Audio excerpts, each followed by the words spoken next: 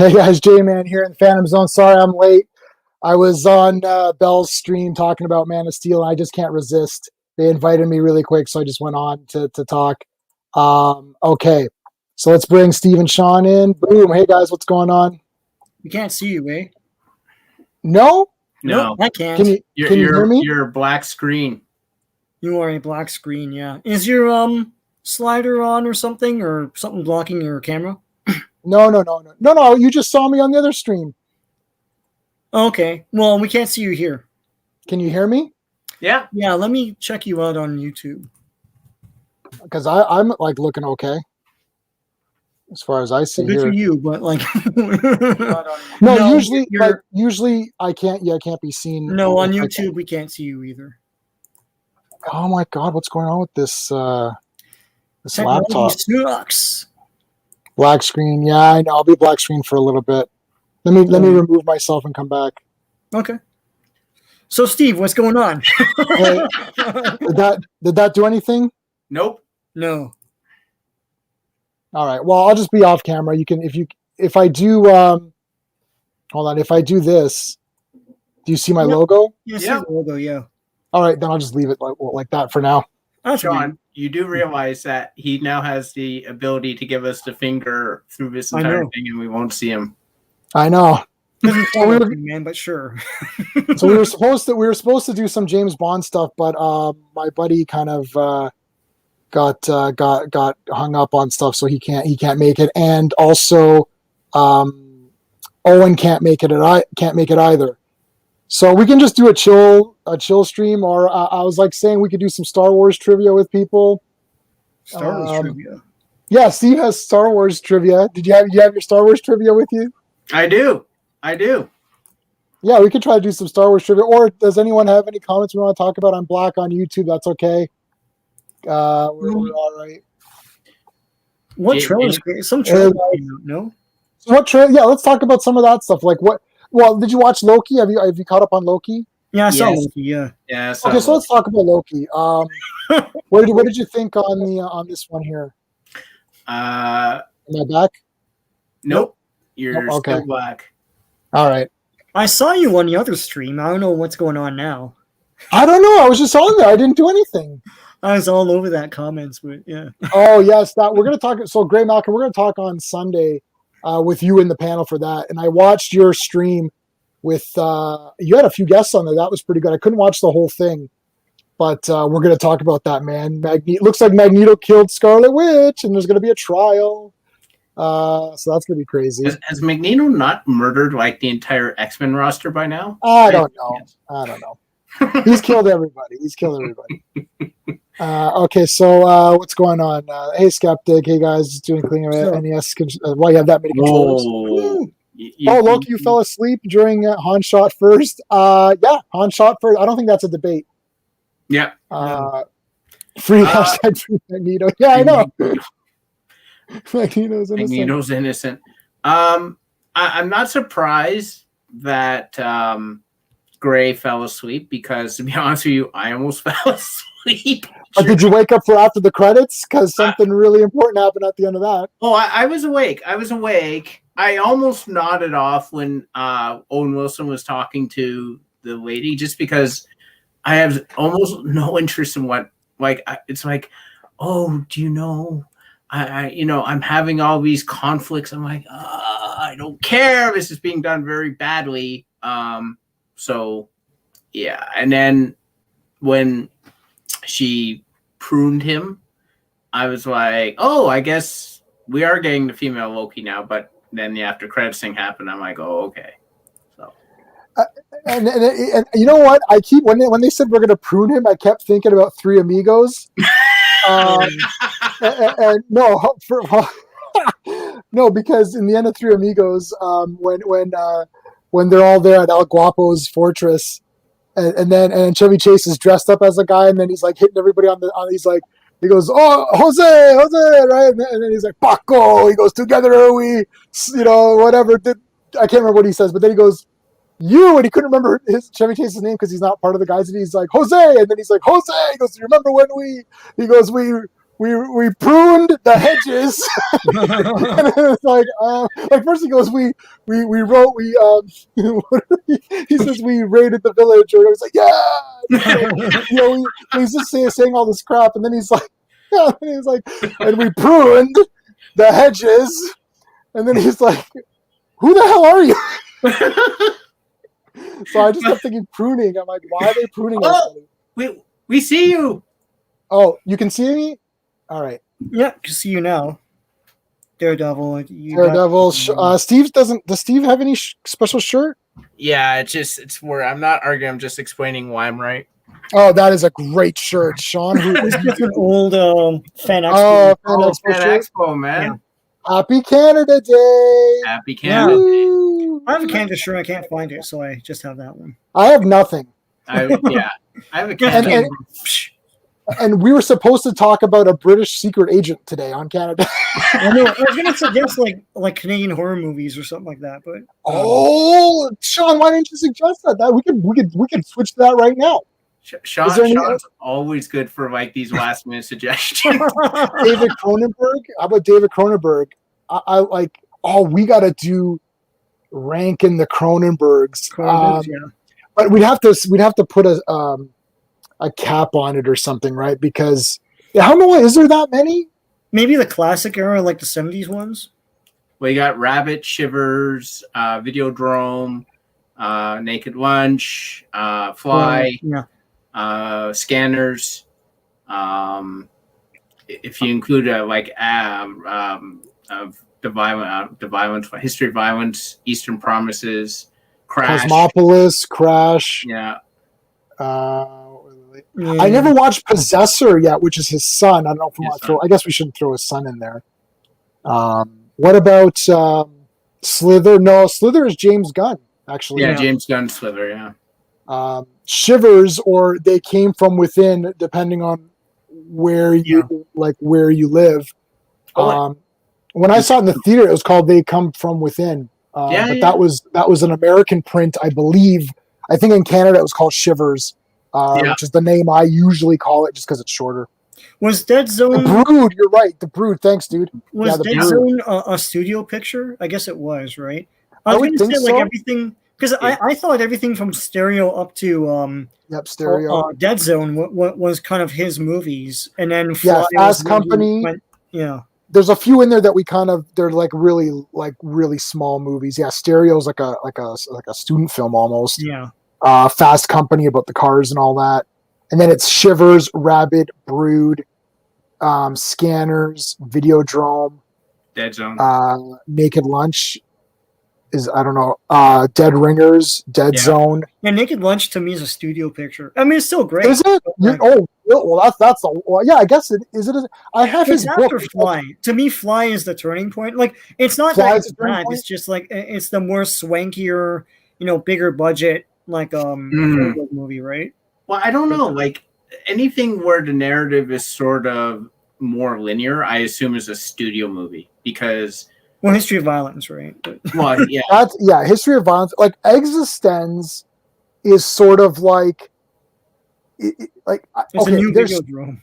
Yeah, they're studio movies, but they're studio movies that they don't interfere with what the guy's doing. No, but what I'm saying, I'm not saying that it's studio and that it's generic. No, I know. The Fly is like super, like it ages well too because the film grain is better. It's just a better quality production. Because I would say Videodrome is by the seat of his pants anymore. This is like a big studio money stuff here, right? You know what? No, it's Videodrome's the first.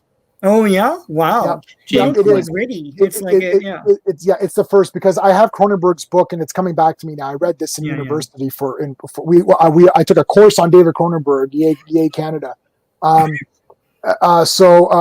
Yes, Videodrome, and he was very anxious about it because it's like, oh, now I got to do all this stuff, and it's like there's these deadlines, and before it was like I could just kind of do whatever the shit I wanted, and no one gave a crap.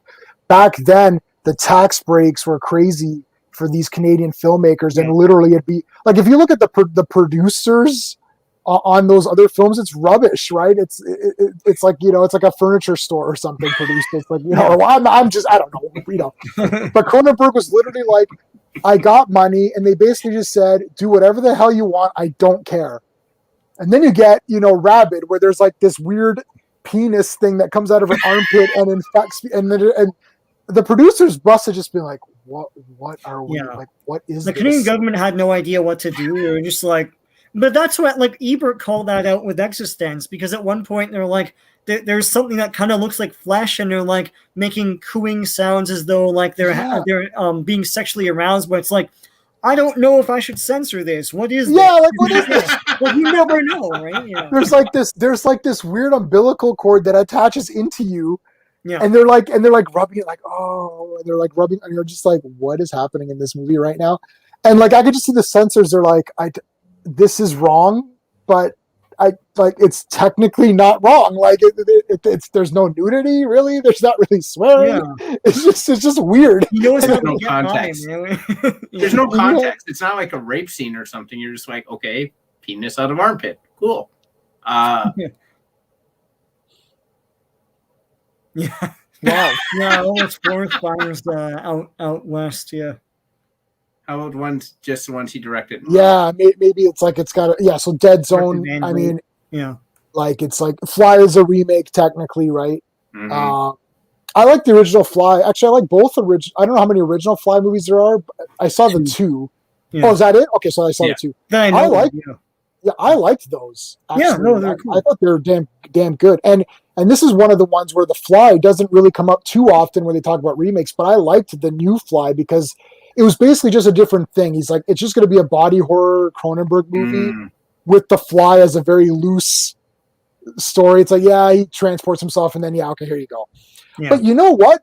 I thought, like, that was a cool idea because it's like, you're like, what happens if a fly did get into the like, this doesn't happen in Star Trek because they would just filter out the fly, I suppose, or whatever.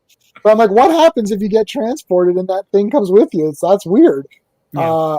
I think it's such. I love the fact that it's just like a random fly that just goes in, and it's just like. You saw part 2 of that, right? Of the new one, right? Is that Jason Bateman or who is? It's somebody else. I can't remember. I liked it though as a kid. It was because it's just it's the typical over the top. It's just the Fly, right? Early 90s type of it's like the Son of the Fly or whatever. It's Fly 2. It's called Fly 2, but it's I think it's the son of the character from the first one or something like that. I don't know. Yeah. But they're still using those machines, and at the end, he puts the bad guy in a machine, and it degrades his DNA, and he's just this like mess at the end, and then the end credits is just a close up of that mess. For the entire end credits with like a fly flying around it. Eric Stoltz. That's right. Yeah, Eric Stoltz. Yeah. I didn't. Who would be Martin McFly? Anyway, yeah. Sorry. Yeah, I didn't see The Fly. Which one? Like part 1? None of them. Remake, original, nothing. Oh man, yeah. Man, you know what? The original Fly, I really like it. I don't know what it is. Just the fact he's got that sheet over his face, and you're just like, God damn, when that comes off, it's gonna be crazy, right? Like, you know it's coming out, and you're just like, it didn't cheap out on that, No. Like, where it's a human head, and it's like that's the classic ending, right? And that's the end, yeah. Yeah. So Fly 2, I remember. God, I think I remember watching some of it, and I thought, oh, this isn't that cool. And then I don't know what happened. I really probably should get that because I've got the Criterion Fly Cronenberg, but there's a nice collection where you get all of the Flies. Oh yeah, I didn't know that. I know there's even the original collection, but yeah. Yeah, original's a masterpiece. Yeah, for sure. I really like it a lot. Vincent Price. That's Vincent Price, man. You know what else is a cool one is The Fall of the House of Usher. Yeah. Wasn't that a cool movie? Like, the colors in that are awesome. And what was the other one? Doctor Red Death. Oh, that's that's great. Too. Yeah. No, but Dr. Phibes. It's like a long title. The Bikini Machine. Abominable. Abominable Dr. Phibes. Okay, yeah. Sorry. And there's a second one. Dr. Goldfarb and the Bikini Machine or whatever the hell it was. No. And there's like 2 of those freaking movies. It's like no, what is it again? What's it? The Insidious? No, what? The Abominable Dr. Phibes. Yo, that movie is awesome, and the Saw series stole so much from it. Because when I watched that Doctor Fives, I was like, this is like literally Saw, and I'm like, oh dear, nobody's caught on to this yet. And I felt all special, like nobody knows that the Saw ripped this movie off, because he's crazy, man. He was awesome. Yeah, those are all great.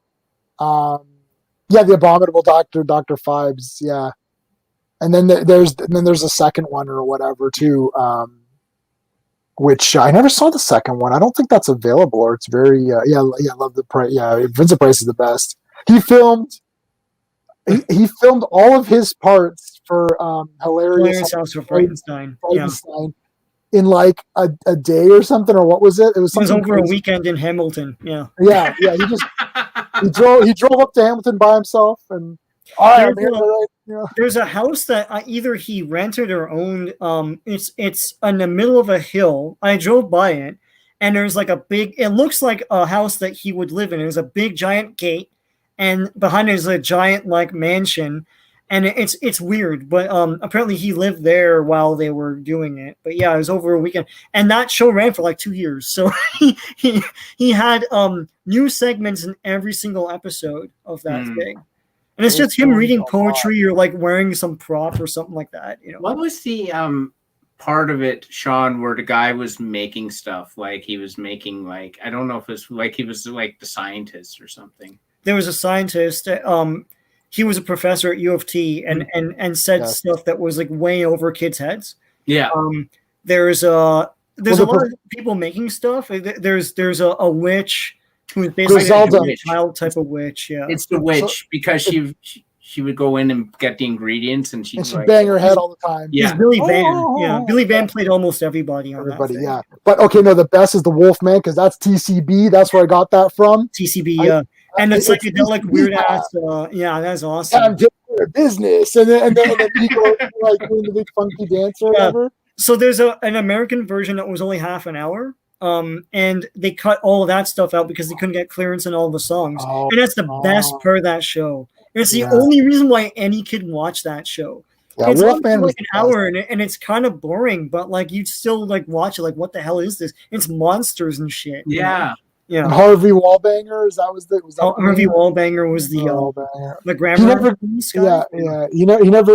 He never got the. He goes, maybe he'll get hit. What is it? How does this? Oh, damn! I forgot. I used to memorize.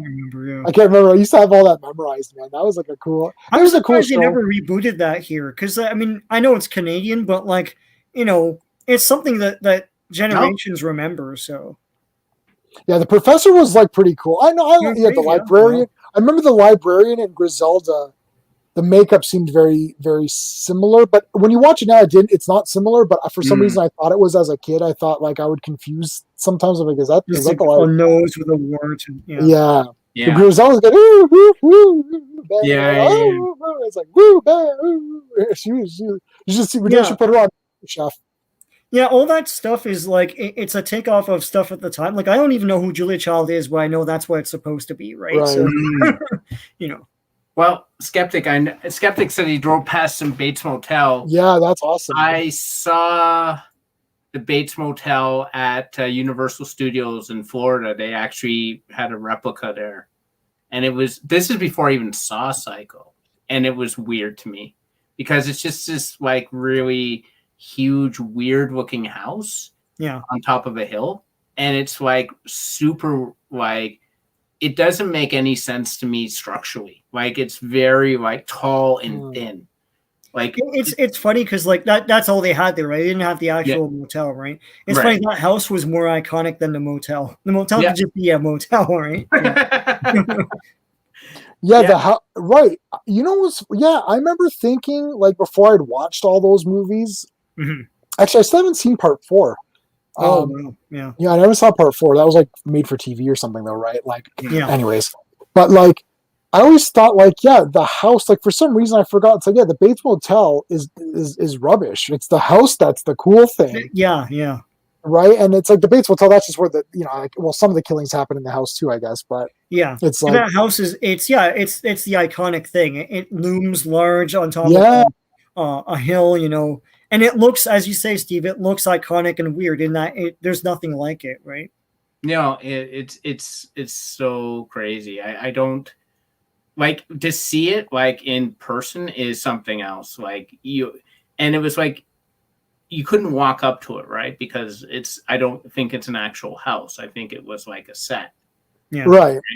But like you almost want to just wander up to it to be like, go through, see, is there rooms in here? Like, it'd be cool if you walk through and there's like the mother's up in the, her room in the attic and rocking chair. That would have been cool if they did a mock up. I always wanted to do they did the Friday the 13th for Universal on Halloween, I believe. And I always thought that would be cool to go see, to walk through there and see how they did it. Yeah, the iconic houses, Amityville. I think Freddy's like boiler that. Not the boiler room, but there's always like a house. I don't know if it's Nancy's house. I can't remember if it's Nancy's house or not. The house from Freddy's always there. Like she's building it in part 3. Oh yeah. And there's the Myers house. I guess is a house. There's House from House. There's an actual house. But they're not really iconic. They're just houses. No, they're just houses. Something, right? Yeah. But I remember the Nightmare one. I could draw it out or whatever. Like the Amityville house looks like it has eyes. Like it looks like a unique thing. Yeah. I always thought too the Myers house was kind of, it was supposed to be nondescript, but I remember in part 5, it was weird. Like when I looked at the one in part 5, I'm like, it's got turrets and stuff. I'm like, what? when did it turn into a castle? Yeah, House on Haunted Hill. Yeah, I know. Yeah, it's like the Myers house was upgraded in those later Halloween movies.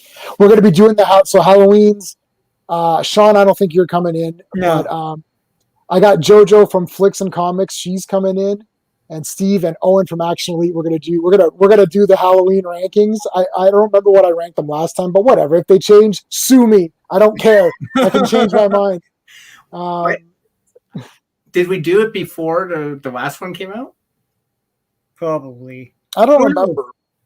Or no, I don't think we did. No, it was after. It was after. Okay. So it's as complete as you can get, yeah. Right. Well, whatever. We're doing it again because the new one's coming out.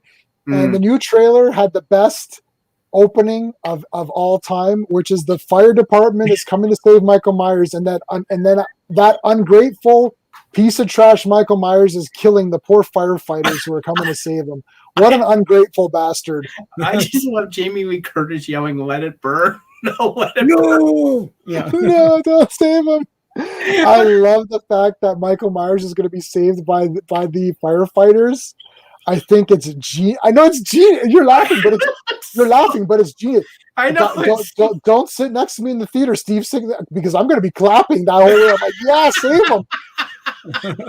and anyone who doesn't want Michael Myers to be saved is a piece of trash, because the fire department is supposed to help people. They don't discriminate against race, gender, orientation, or major serial killer who's killed like 400 people throughout like 20 years or whatever. It's like they don't understand. They're going to save anybody. They're like the doctors, man, the Hippocratic oath or whatever. Yeah, that's right. They got to save them. I absolutely love it. We got to do. You know what we're going to do? The most genius comebacks. Like, no, what am I trying to say? Like someone coming back after being killed. Yeah. Right. Like, you can't be Freddy. Like. Flaming dog fist. The flaming dog fist is there. They just didn't know what to do. But honest, no, I know, yeah, which is great. But honestly, Saw 4, best opening of all time. They're doing the autopsy on Jigsaw, and you're like, it's like, Jigsaw is dead. Like, how is there a movie? And they pull out the stomach. There's a tape. Yeah. It's not over. I'm like, yeah, I can't believe it. Like I cheered in the theater. Sean, were you with me in the theater? I laughed in the theater. Yeah. And I was like, this is the greatest thing I've ever seen in my life. It's like there's a tape. You might think it's over, but it's not. No. Yeah, it's literally over. Like best resurrections or best just anything. Like there's best resurrections, but there's also something like the third Planet of the Apes movie or Sledgehammer or something like that, where it's like, how do you get yourself out of the corner you put yourself in, right? Okay, so it's got to be like cornered. Like, how do you get out of this corner? Your corner? Yeah, it's like we gotta make more Saw movies, but we killed the Saw guy. It's like we'll put a tape in the freaking guy, and then Oh man, having that tape in his stomach was 10 out of 10. Yeah. Saw 4 is 10 out of 10. Yeah. I don't care. It's 10 out of 10. It's not arguable because it's like I can't believe it. Like, how is there a movie? And then Jigsaw's in it more. Tobin Bell is in Saw 4 more than he's in Saw 1. And he's dead in that time. Like, okay, 2 and 3 he's in it because he's alive. But in Saw 1, it's a mystery. So he's in Saw 4 more scenes than he is in Saw 1. Yeah. Nightmare on Elm Street is the only horror series I like, with the exception of some subtle classics. I love gore, though. None of those movies were scary. They're just like dark fantasy, right? Welcome to prime time. Yeah. Oh, dude, I love that scene. Resurrections, yes. I think I like the writing yourself out of a corner.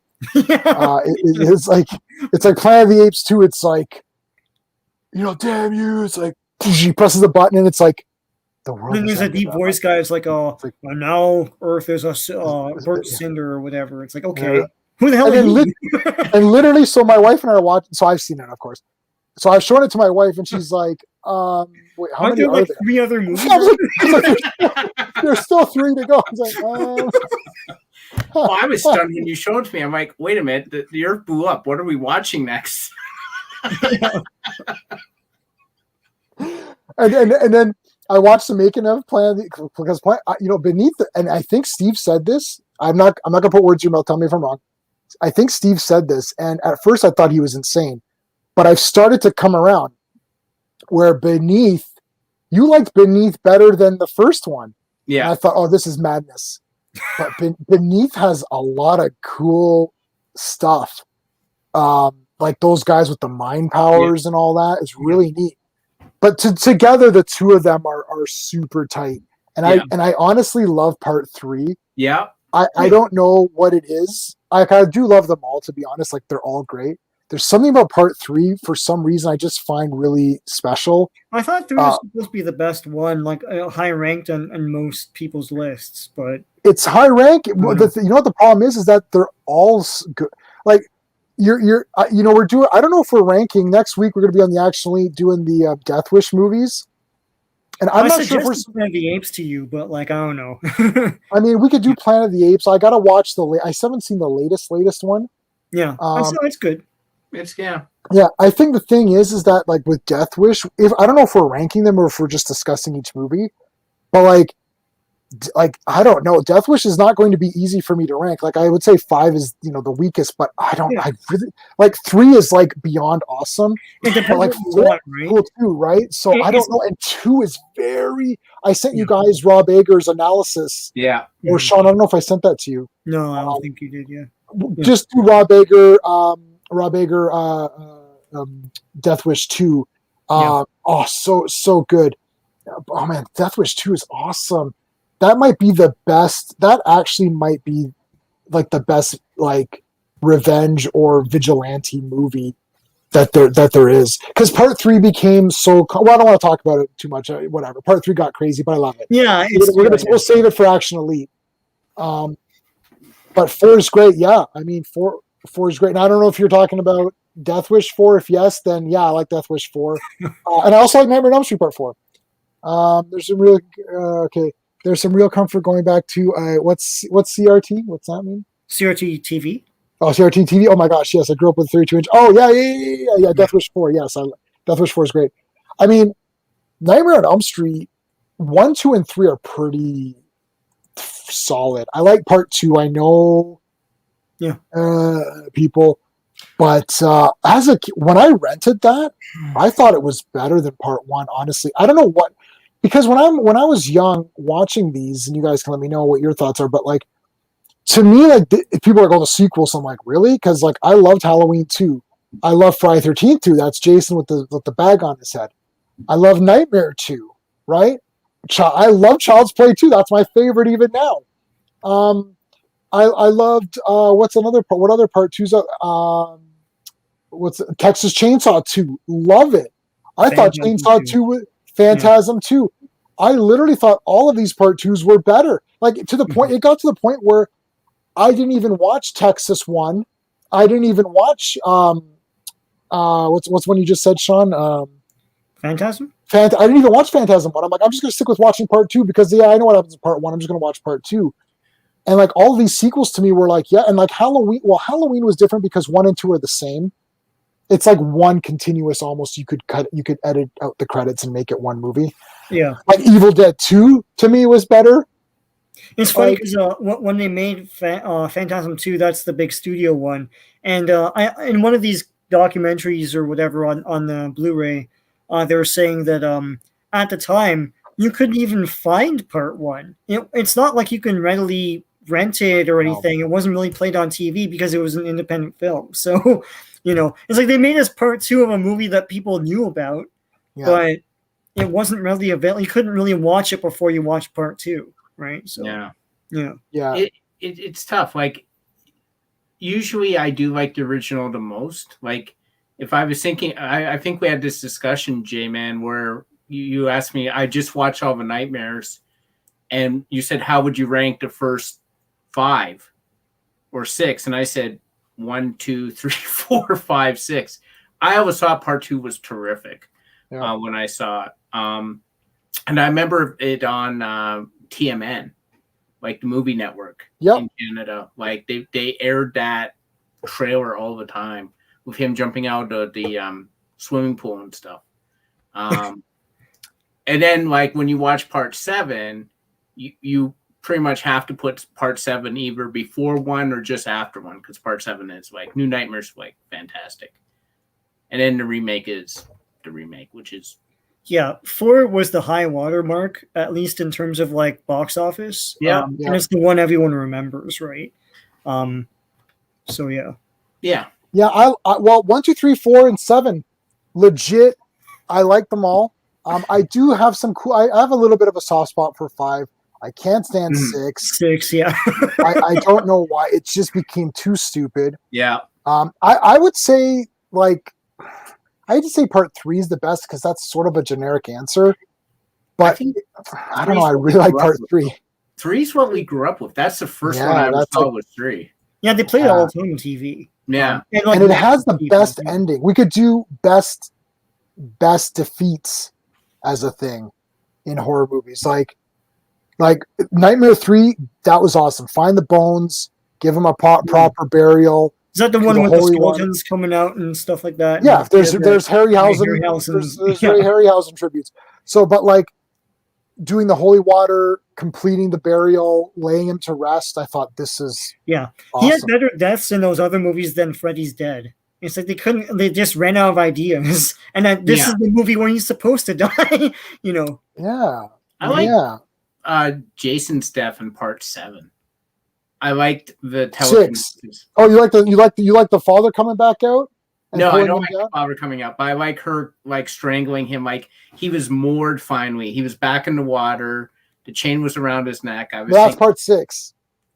Okay, so it's part 6. Yeah, part 6 where they drop. And then in 7 he's still in the water, right? Yeah.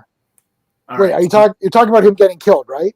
Yeah, part 6. Tommy Jarvis puts the chain and it's part 6.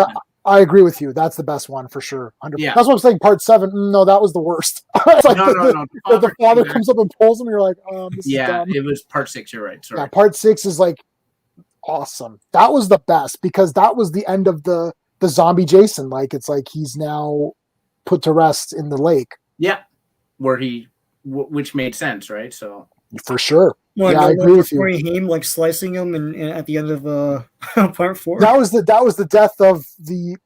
I don't know what the PC term is. Special needs Jason. Like that was the end of the special needs. Yeah, Jason. Human Jason, and then he comes back as a zombie or whatever.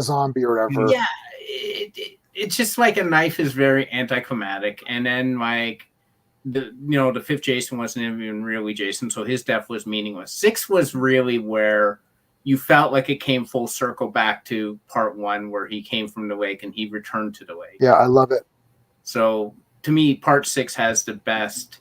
I mean, it's certainly better than 8 or 7. The 7 is just the makeup was horrible. 8 was brutal. I don't even understand what happened. His soul, the toxic waste melted his outer evil, and he was left with his inner child or something. It's like, why is there a metaphor at the end of this? Jason takes Manhattan for 10 minutes at the end movie. Like, what is this? It's like there's supposed to be this big like thing at the end. It's like one of like I don't know, like some big metaphor. Like, and that was a big release, so like a lot of newbies went there. It's like, oh, I know, I might as well hop on with this one. And they're like, what the hell am I watching? And it's like he turns into a kid. So is he a kid then? It's like, no, I don't know. You know what? This is the worst Shazam as your first one. He should have woken up in part 9 as a kid and went Shazam and then turned big or whatever. Yeah, he turns into Jason. That's a reboot. Yeah. He turns into Kane Hodder. Give me your hot take. Give me your pitch. It's like, well, there's a kid that turns into Kane Hodder Jason. It's like, okay. Well, that guy eating the heart. That guy eating the heart was pretty weird in part 9. Like all of a sudden his heart's like do, and then he just eats it. I literally when I'm watching when Jason Goes to Hell came out and then they blew him up and then it's like I'm like, well, that was pretty crazy. And then they were like counting it, weighing his body parts and like doing all that stuff and taking the bullets out and all that. And then it's like he just eats the heart. And I thought, well, that was new. I'm like, okay. The only thing that I equate with that is something like you showed me part of the stuff where the guy literally puts his fingers into Meteor and then he stuffs it in his mouth. Oh, the stuff? You're talking about the stuff? Oh, that was great. It's like, this stuff's pretty good. Really? Who does that? That's like a creep show where Stephen King the Geek Studios. Yeah, his finger gets cut and he goes, like that, and of course he's a Moss Man. Oh, that's so gross. I couldn't stand that. Aliens is a great sequel. I love Alien. I love Alien Part 1. That's my favorite, my 11th favorite movie. What kind of TV? Oh God, I don't remember. Probably I had a Sony, and here's the thing. We had a Sony from probably before I was born. I broke the UHF dial by turning it too much. But we had that thing into the 2000s. And it finally died. And so my dad was like, and by then, like we had flat screen TVs and stuff, right? And the high definition was coming out. And my dad was like, let's take it to Sony. He wasn't even joking. He was like, let's take it to the Sony repair shop and see what they have to say. And I'm like, Dad, they're not gonna. They don't even know what this is anymore. It's like they have brand new TVs. He goes, let's go. And the thing was super heavy, so it had its own handle. So and my dad's like, you carry it. So I'm like lugging this thing, and we walk in. There's a dude behind a counter and all this space age shit. And I come in with the TV and his eyes bug out and I put it on the thing and he's like, can you repair this? And the guy's like, we wouldn't even know where to begin. It's like we don't have the technology anymore, right? So literally, yeah. But it lasted. There's a Sony product, but in a time when they made products to last and not break down in 5 years, so that you can buy another one. And that thing lasted a good almost 30 years. So yeah. I remember I had a TV in my room, and I always remember I don't really know. Like my father paid for me to have cable for years, and I don't really know why, because I never watched television. The TV was there. Remember the old converter thing where you had the little box and you had the little. I still call it converter. Yeah. Like right now. Yeah. I call and my wife is like, what are you talking about? I'm like, the remote. I mean the remote. We always call that converter back. I don't know who started that language, but that's not the converter is the box, but sorry, Steve. Yeah, go ahead. This was an actual a little box like this, and it had little pincers. Yeah, buttons and knobs and stuff, right? Yeah, and you put it on, and then you press up, and then it went from the TV to your video game, and that's unless it was Transformers or He-Man or one of the popular TV shows, that's what I had. And it was one of those boxes, one of those televisions with the ear, the antennae and stuff. Rabbit ears, yeah. The rabbit ears, and it was so old. I don't know what. We could tell TV stories forever, but I'll just say that rabbit ears Kids today don't understand. It's like I would come down to watch my Saturday morning cartoons, and if there's a storm or something outside, it was hell trying to get that thing and you adjust it. And sometimes if you stood in a certain place or put your hand up in a certain area, and you'd have to watch a whole show just doing this, so you could see something. And when we got cable, it was like a quantum leap. It's like, oh my god, I don't have to fiddle with ears anymore. It's like, there it is, Anyway, right? Jason Goes to Hell ignores everything. My TV, I think I had a Sony, and it lasted a long, long time. But I got like a VHS player right away. I got Blu-ray player right away, DVD player, not Blu-ray right away. I'm sorry, DVD player right away, and then Blu-ray I waited on for a bit. Yeah. Hey Geek Studios, thanks for coming. I can't wait to see the Aliens TV show. I'll watch it. Yeah, I'll watch Aliens. Floor model. Yeah. When you like put stuff in shelves around it or something. Yeah. It's like an appliance, right? Oh, yeah, we used to edit our movies on beta. So I used to make movies. They're on YouTube, some of them. When we were about like Sean and Steve weren't there for that. I was about 15, 16, and we were making our own movies, and we edited them with Betamax because Betamax had better pause and play functions. If you hit pause, it actually paused right where you hit it. And I think Sean will tell you, did Rogers used Betamax up into the television studios used Betamax and nothing else because it's easier to splice and everything. You don't have the shimmering and the rainbow effect and stuff every time you like just like pausing and trying to edit stuff on your VHS player. It's shitty. Beta is what people used. I don't know if they use it now. It's all digital now. But up until like maybe I'd say 2005 or 6, like they're still using beta. Well, they're using beta when you and I were doing the TV series when we were doing. So Sean was the director at a live TV studio, and then I did every other role at some point or another. So it's like they were still using beta, like shit, man, back then. But I remember when we had a VHS player like in the early 80s, but VHS players were like about $2,000 and stuff. They were like the top of the line technology. So we had to lease ours. And a lot of people don't understand it, but video stores would lease out the players so that they can rent movies to you. So yeah. Yeah, I only understood beta growing up. Like VHS was a luxury to me. It was beta. And then like my godfather, he came every Saturday to my house and he brought a VHS and he just like he left it there because my dad, him would rent movies every Saturday, and they just I don't know why they rented movies because they usually talk through them. But like they rented them and they would watch it on VHS. And he bought one of those. You remember there was a rewinder you could buy separately? Yes, I had one. Yeah, he did that too. And beta superior format? I don't know. It is. It is. But the rumor is that like porn went VHS, and everyone else went VHS. Yeah, they don't. No. That's not even a joke because literally that decides the format. Because it didn't with Blu-ray. They chose the Blu-ray was definition or whatever it was. Yeah, but Blu-ray was supported by Disney. Yeah, and that's what decided it. And that I think that was the big factor for that one. My friend, so a different Sean who's not on this stream, though I'd like to get him on. I'm trying to contact him actually to come on, which would be great to have him on there. And we're all laughing because we know Sean would be absolute awesome on here. There'd be a lot of swearing and there'd be a lot of fights. So just be careful. If we bring Sean in, that's like what's the it's like the last resort person. Like, okay, are you sure you want to bring this guy in? I remember the insomnia fight. No, we're not going to go into that right now. We're not going into that fight. Right my dad, I fought with him for 3 hours about Hard Boiled versus Face Off, and then a few years ago he's like, Hard Boiled's better. I'm like, no. My dad. We fought the entire way home. Sorry, go ahead, Steve. Yeah, sorry. My dad loves Sean. Like he was in our movie. Whenever he comes in, my dad he's that great. Movie, he loves Sean. Like he's just great. Like he's got a huge smile on his face. Sean's awesome.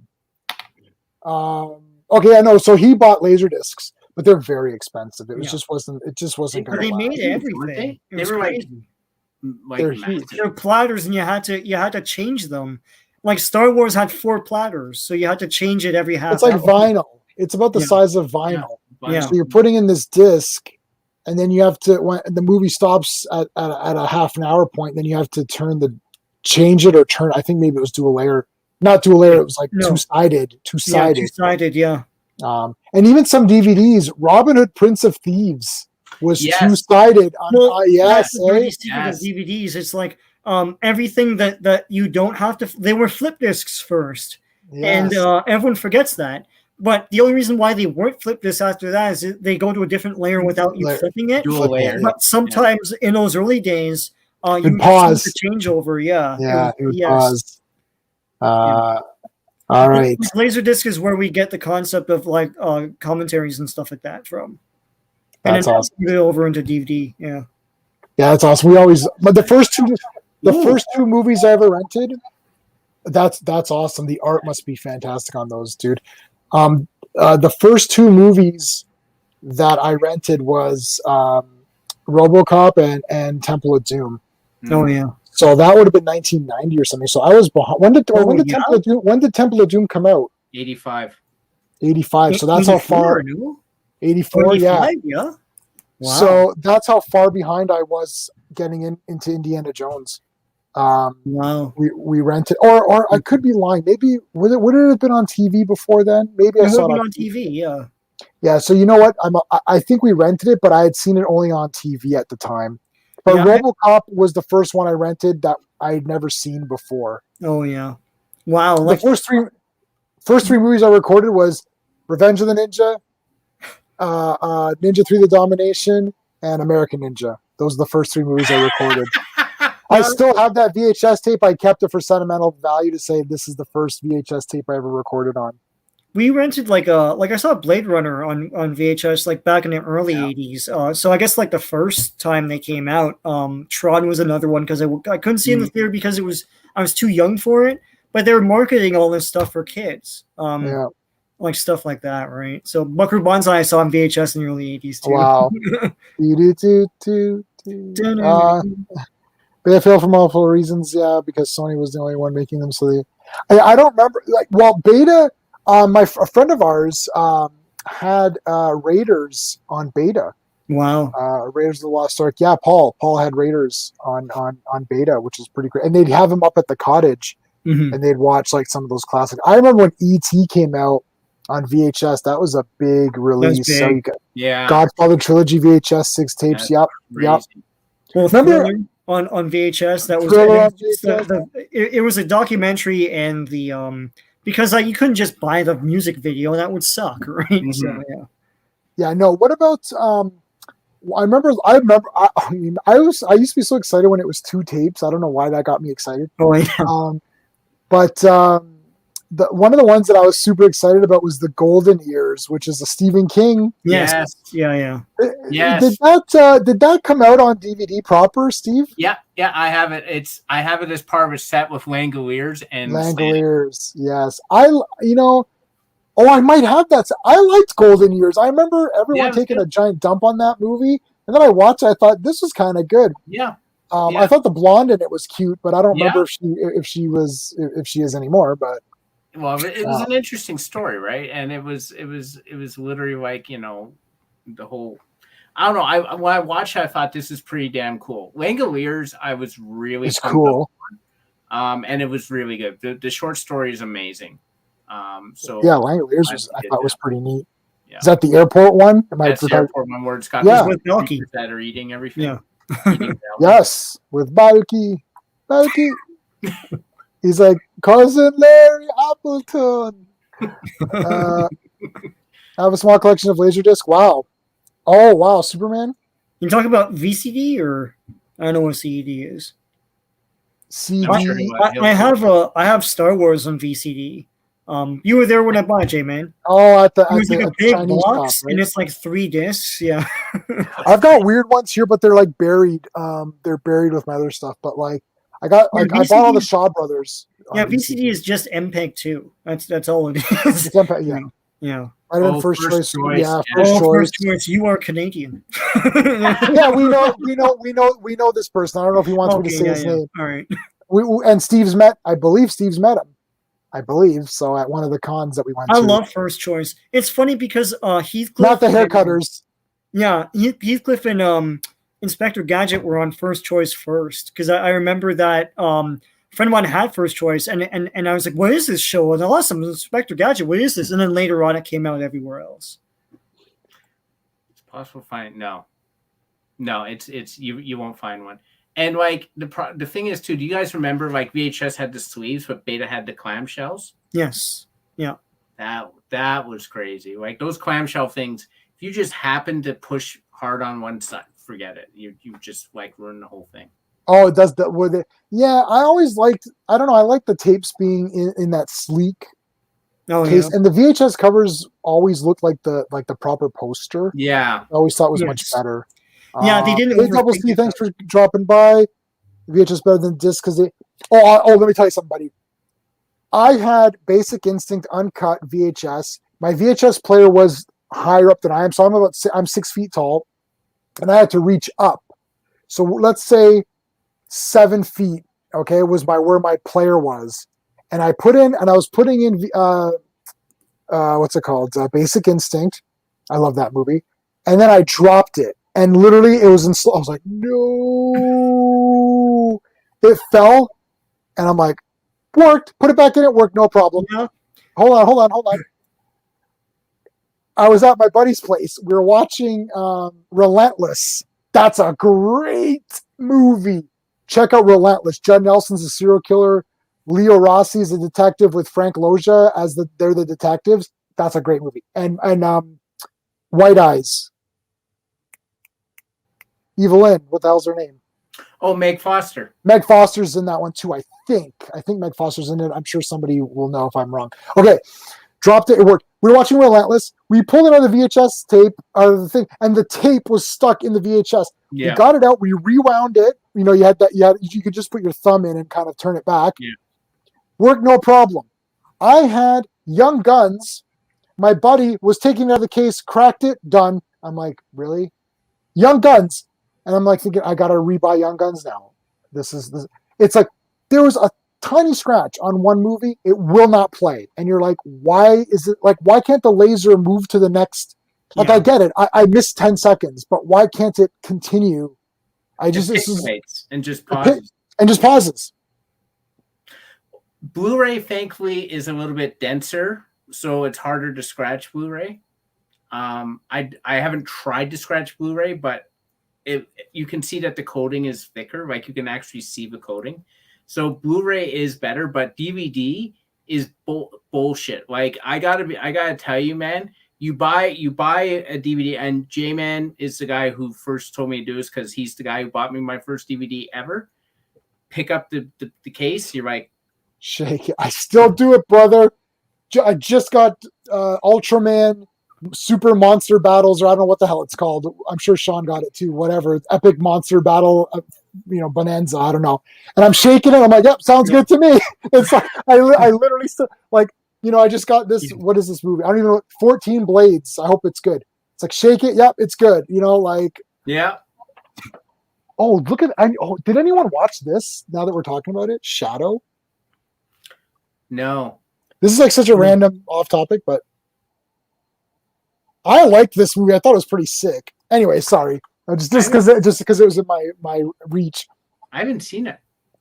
What? It's pretty good. What is it? A mutual friend of ours didn't think it was as good as something else, so you know which friend I'm talking about because all he does is compare one movie to another. I didn't think it was as good as I, Tonya. Okay, like a movie about a skater versus like epic battle scenes in China. It's like, well, obviously they're not the same genre. So yes, you guys are friends on Facebook. Yeah. Right. I don't know. Do you know who it is? I'll type it in the chat because I didn't know until he revealed his true identity.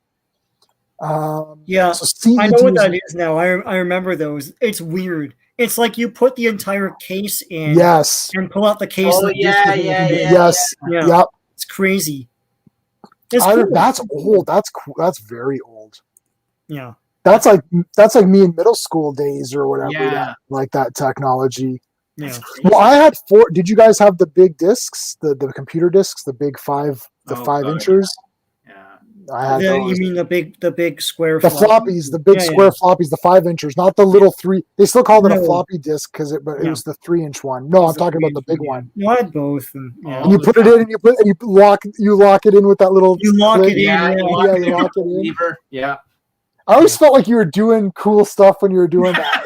You're like, oh man, I'm putting something in. And it's like, oh, what's gonna happen? You're putting like Number Muncher or some freaking. Yeah. I love Cloak and Dagger. I just saw that on my. I just saw Cloak and Dagger on my shelf. I can't see it. And I was gonna bring it out to show you guys. I just saw it somewhere. Well, I prefer the big ones because the little ones looked like you could break them easier because they were hard shell versus the floppy, which were literally floppy. You could. Yeah. Yeah, I like that. I remember the PC floppies. Yeah, I mean, I liked all that stuff. What happened to 8-inch floppies? I don't think there was 8-inch ones. I don't remember that one. Yeah. They were just like the 5-inch ones or whatever. And it just felt like that Cloak and Dagger. Like I loved Cloak and Dagger, man. That's an awesome movie. That is an awesome movie. I didn't realize that it was. I didn't remember it was in San Antonio, and you actually go on the river cruise, and that was like weird to me. And they're on the boat with them. And I'm like, holy crap, like, this is a lot more tense than I remember. It was a lot more intense. I watched it as a kid. I'm like, I watch it now. I'm like, holy crap. And that old couple and stuff that they meet and everything. Swerve. What a swerve. Oh, it's so cool, man. Jack Flack or whatever. Jack Flack, yeah. I'm going to get a t-shirt of Jack Flack Always Escapes or whatever. I'm sure there's a shirt of that somewhere. I thought, well, we got to get a shirt of what's his name from Cuffs. Oh, I love Cuffs. Kane? Is it Kane? Oh yeah, where it's his face is his own shirt. And like Christian, like where do you? Cuffs is Cuffs is like my. I have the entire Cuffs soundtrack on. I got Cuffs somewhere here. Yeah. On my playlist here. It is my. Hold on, I'm going to find it for you. It is my Falter, whatever his name is, Faltermeyer. Faltermeyer. I got all the Cuffs songs. And of course, I've got Fletch, but he did like Golden Child, and I got Beverly Hills Cop. Yeah. But Cuff's theme. Okay, this is how bad this is. Sometimes when I'm driving into work, I'll play the Cuffs theme. No, I'm serious, and pretend like I'm like Cuffs coming into the scene or whatever. Because like I don't know, that soundtrack and that theme for him. It just fits him. It's not as good as Superman. Obviously, it's not as good, but like I would say, it's just like in the top 10 themes, like dun dun dun dun dun dun dun dun dun dun. Let me ask you guys: have you ever had the urge to have a green light happen and sit there, and if someone honks you, to yell out the window, "I'm thinking"? Yeah. That's great. I love Cuffs. It's got Mila in it, of course, who's like my movie girlfriend. And I love, like, I don't like hot coffee. I like cold coffee. I'm like, who the hell drinks cold coffee? Yeah, he's sitting there waiting for him to drink it. He talks to us. He's like, I gave so much. He goes, I don't know. Ted's a pretty big guy. He just dumps the entire thing in. And then he's like, Ted? He's like, oh. He's like dead. Like, Ted? He's like, I'm sorry. I didn't know you were being such a good guy. He like kills him. He like almost kills the guy. And he puts the whole thing in. Oh my god, Cubs is great. He's running, and I showed that to my employee at the escape room. Literally, I was like, "We gotta watch a movie." And I was like, "Let's watch Cops." And I threw that on for her. She's like, "This is kind of cool." I'm like, "Hell yeah, it's good." It was like, "This is a great movie." I always show good movies at my place. I love when he's tied up with the dog in the Chinese laundry. Oh my god! And he's like, "Ow!" And the Thunder. dog barks. He's like, "No!" And he's like, "Thunder, come on, do something." He goes, "I didn't think I'd die like this." Roof, neither the thunder. he's interpreting what the dog is thinking. Oh my god! And that dog is like super awesome. It's like just huge and kind of useless. It's just there. You're like, all right, you're a police dog. Like, do something. Oh my god, we could do a Cuff stream, man. I love to do like a watch party for Cuffs or something. That would just be the best. I'm crying. It's so fun. It's so great. It's a good movie, legit. Like it's a legit good movie. Yeah. Oh my god. Okay, so what else? So yeah, we'll talk about Loki and all that on thing. And there's no Superman this week No. Or next week. or next week. Wow. Okay. And then nothing came out for books. The Shield came out. With my buddy Rob Liefeld, which I Yeah, I was reviewed. gonna get that, but I saw you reviewed it, so yeah. I mean, look, if they are continuing it or they're not. It says one shot. Rob's not continuing. There's a whole thing where they leaked some pages, or there's a guy who did a cover which leaked the idea of like, I guess, the future version of him coming back or something. Yeah. And Rob was like I think Rob was like legitimately disappointed because he's a big nerd for these. He's a big hardcore fan of these like patriotic superhero characters. He did Fighting American, right? He did his run on that. And Jack Kirby's like his big hero in life. So like he was Jack Kirby did not create the Shield, but he created the other two, Fighting American and Cap. And then he was all disappointed. So he's like, yeah, I think I'm just done after this. I'll complete this one shot that I'm supposed to do, and then that'll be that. So I don't know. I'd like for it to continue because it's cool. Yeah. Oh, so I have not seen any of Flash this season. Godspeed looks cool though. It looks like Godspeed's the comics. in it now. Wow, holy shit! Oh, it's do anyone, man. Quite crazy with Godspeed. It's gotten quite crazy. There's like multiple Godspeeds now. I saw that. I will say that. I mean, when they got past the Power of Love sort of storyline, and they created all these like forces with their love, which. Yeah, it's literally what I'm saying. It's okay, but it feels a little bit aimless. Like I don't really know. Like I think they were smart last year when they did what's his name? Blood Bloodwork. Bloodwork, and then they went to the Mirror, I guess, Mistress, because it's not Mirror Master, right? Right. I thought that was okay, but the problem is that this season was hamstrung with finishing that storyline, which wasn't that interesting satisfactory ending for me. And then this whole thing with all these forces, which I'm like, what the hell is this? There's one really good episode in the middle, which is like Cisco and Chester P. Runk, who's replaced Cisco basically on the show. They're like, they have one episode, basically it's a time one, and it's like super good. I really like that one. But now it's just like, it's about Barry and Iris trying to like conceive, and I'm like, I don't care. Like I really don't care. They still have good episodes here and there. They did one where with the Psycho Pirate Mask, which was really cool. Cool. But like it just feels very, like I said, very aimless. It's just like I don't understand like where we're heading with anything, and I don't care about Barry and Iris trying to have a baby. Like I do not care. Like it sounds like I don't care about it either, because that sounds very uninteresting to me. It's like I think what's happened, and Superman and Lois has already started this, and we knew this was going to happen. It's getting more into superhero stuff and a little bit less of the. It's like the first few was to sucker people in. It's to get you in all this. You noticed it, right, Sean? Yeah. All of a sudden, it's like. Now there's Kryptonians everywhere, and there's powers, and there's this fortress in the sand. You're like, yeah, I knew they're gonna build up to it, but I would prefer like characters from the comics, like for once in the past 80 years, please. Like, God, like they had to tinker with what's his face, what's the guy's name? The bad guy, like Edge, Jack Kirby character. What's his name? The bad guy in Superman and Lois. So what's his name? Morgan Edge. Yeah, Morgan Edge. Yeah. They had to tinker with him to get him in the show. Like, it's not even really Morgan Edge. It's like, now I'm from Krypton, and I'm your brother. Right. This is a Kryptonian guy. It's like, but I would prefer like characters from the comics. They'll get there. Right? So, I heard already that there's gonna be a guy who's gonna be in the next, when it comes back. There's gonna be like some older villains coming back and all that. So they'll do it. They'll do it. This show's on a good. It's got a good grounded. Yeah.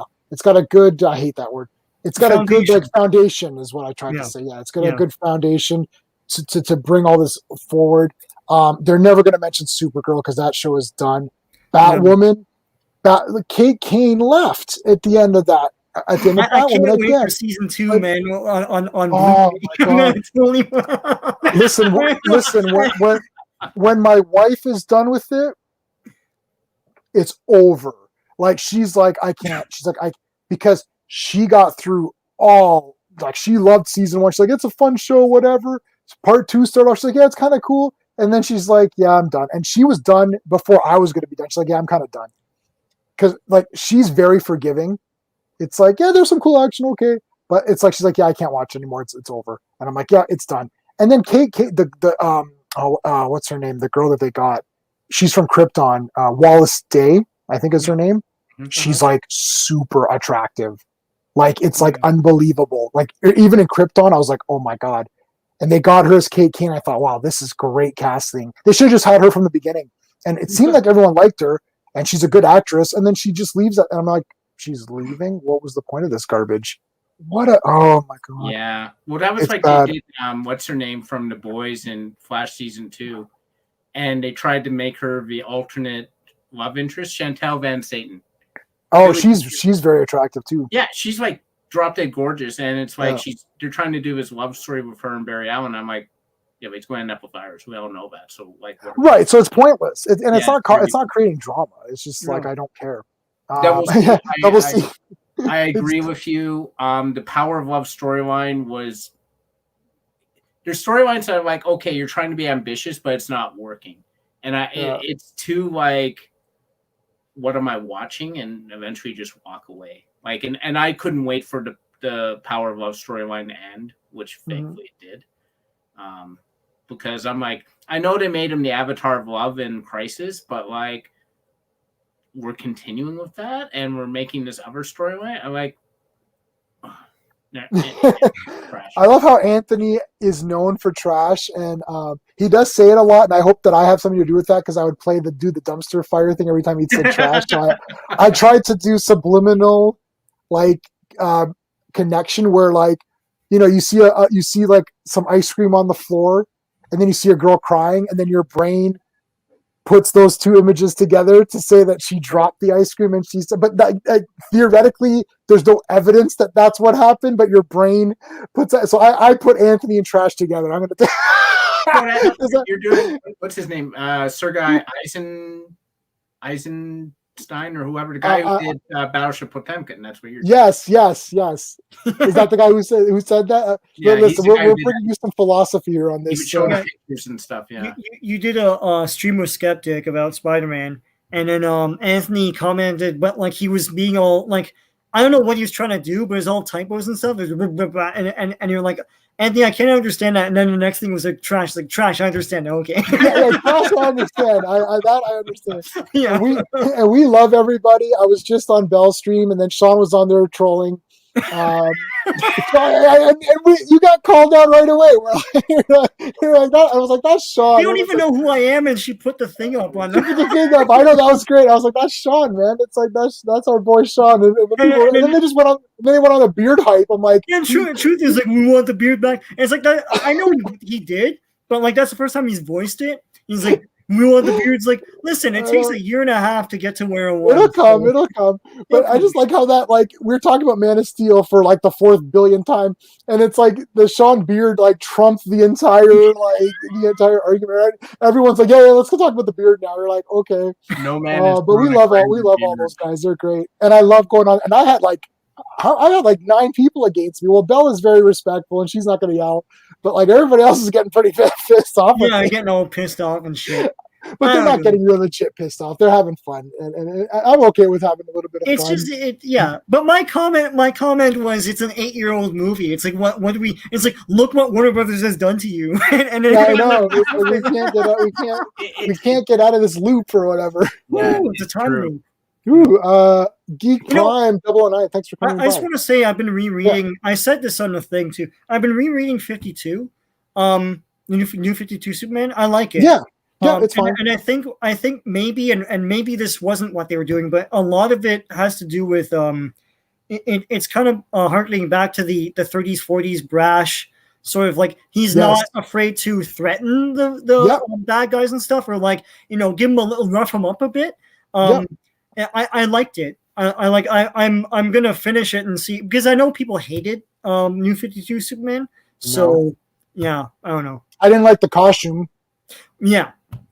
They That's explain it, but I that know. it's a thing. Yeah, It's I the don't armor care. and I stuff just like that. yeah, it's the armor. I'm gonna get the Amigo version of it, but But yeah. and I'll tell you, I don't know what issue I can tell you what issues they are or where you're at. But I will tell you something. There's a great and for this crossover, you should get all of the books. Oh, dude, you know what I was reading today? Acts of Vengeance, Oh Avengers. yes, I have the omnibus or whatever. But yeah. Does that? What does that have, Sean? I gotta tell you. Okay, hold on. Acts of Vengeance is like fucking genius. It's like it's 10 out of 10. Yeah. Like I've just been swept away. I only read four. I only read the two West Coast Avengers and the two Avengers time, mostly because I'm trying to track the chronological order of the White Vision stories. So I've read everything from the first appearance, and I'm going through literally chronologically through all of the. I love White Vision; he's so cool. So I've been going through all of that, and that led right into Acts of Vengeance. And I only read the two West Coast tie-ins and the two Avengers. Oh, yeah? I collected every it's fucking so thing, man. good. Yeah. It's so good. So what does that omnibus cover while I'm looking up for that Superman? It's everything. It's because it's over 1,000 pages. So it's 71 thing. individual comics. It's the entire thing, including the Damage control? Spider-Man, Cosmic Spider-Man stuff. So Does that have damage control in there too? Yes, because that's part of it, right? So all right, so let me look up Superman. It was I'll tell every you. book in the line, you know. It's just called Superman or Action Comics, or are you reading both? I am reading. Yeah, you're reading it all. Okay. Yeah, that's fine. So it is okay. It starts on like. Where does it start? It starts on like issue 17, I believe. No. It starts on issue 14, which is the Hell on Earth. Have you read to that yet? No, I read all of Hell on Earth though. Okay, you did read that. Okay, the 52. Yeah, okay. Yeah, that was awesome. Was that New 52? Shit, I didn't realize that. You know what it is because Supergirl had that weird costume. Yes. Okay. Which I don't like, and everyone else loves, but it's got that weird red patch on her hoo-ha. So yeah, I know that was weird. It's a weird thing to put on there, but yeah. I mean, I didn't. You know what? I thought that was okay. I wasn't too. I always stare. It's like, why? Just make that the same color as everything else. That's the one thing where I'm like, make that the same color as everything else. Don't point it out. Yeah, I mean, I thought it was okay, but yeah, I thought that story was great. So that it pretty much ends close to after that, anyways. I think. Oh yeah, I'm only past Clark Kent's dead, and he tried to be Johnny Clark or whatever, and then Johnny Clark is dead, and then now he's like, I don't know, I make sure I bring back Clark Kent, so I'm kind of early in. So wait a minute, yeah, like I'm trying to see where that is Action Comics.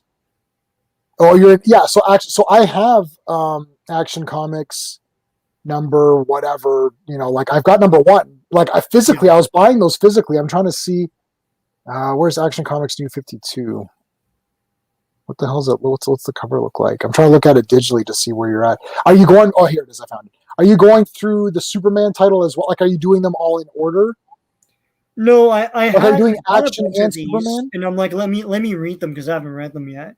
Because I was avoiding New 52 because everyone's like down on it, right? So no, that's fine. Well, Grant Morrison is Action Comics.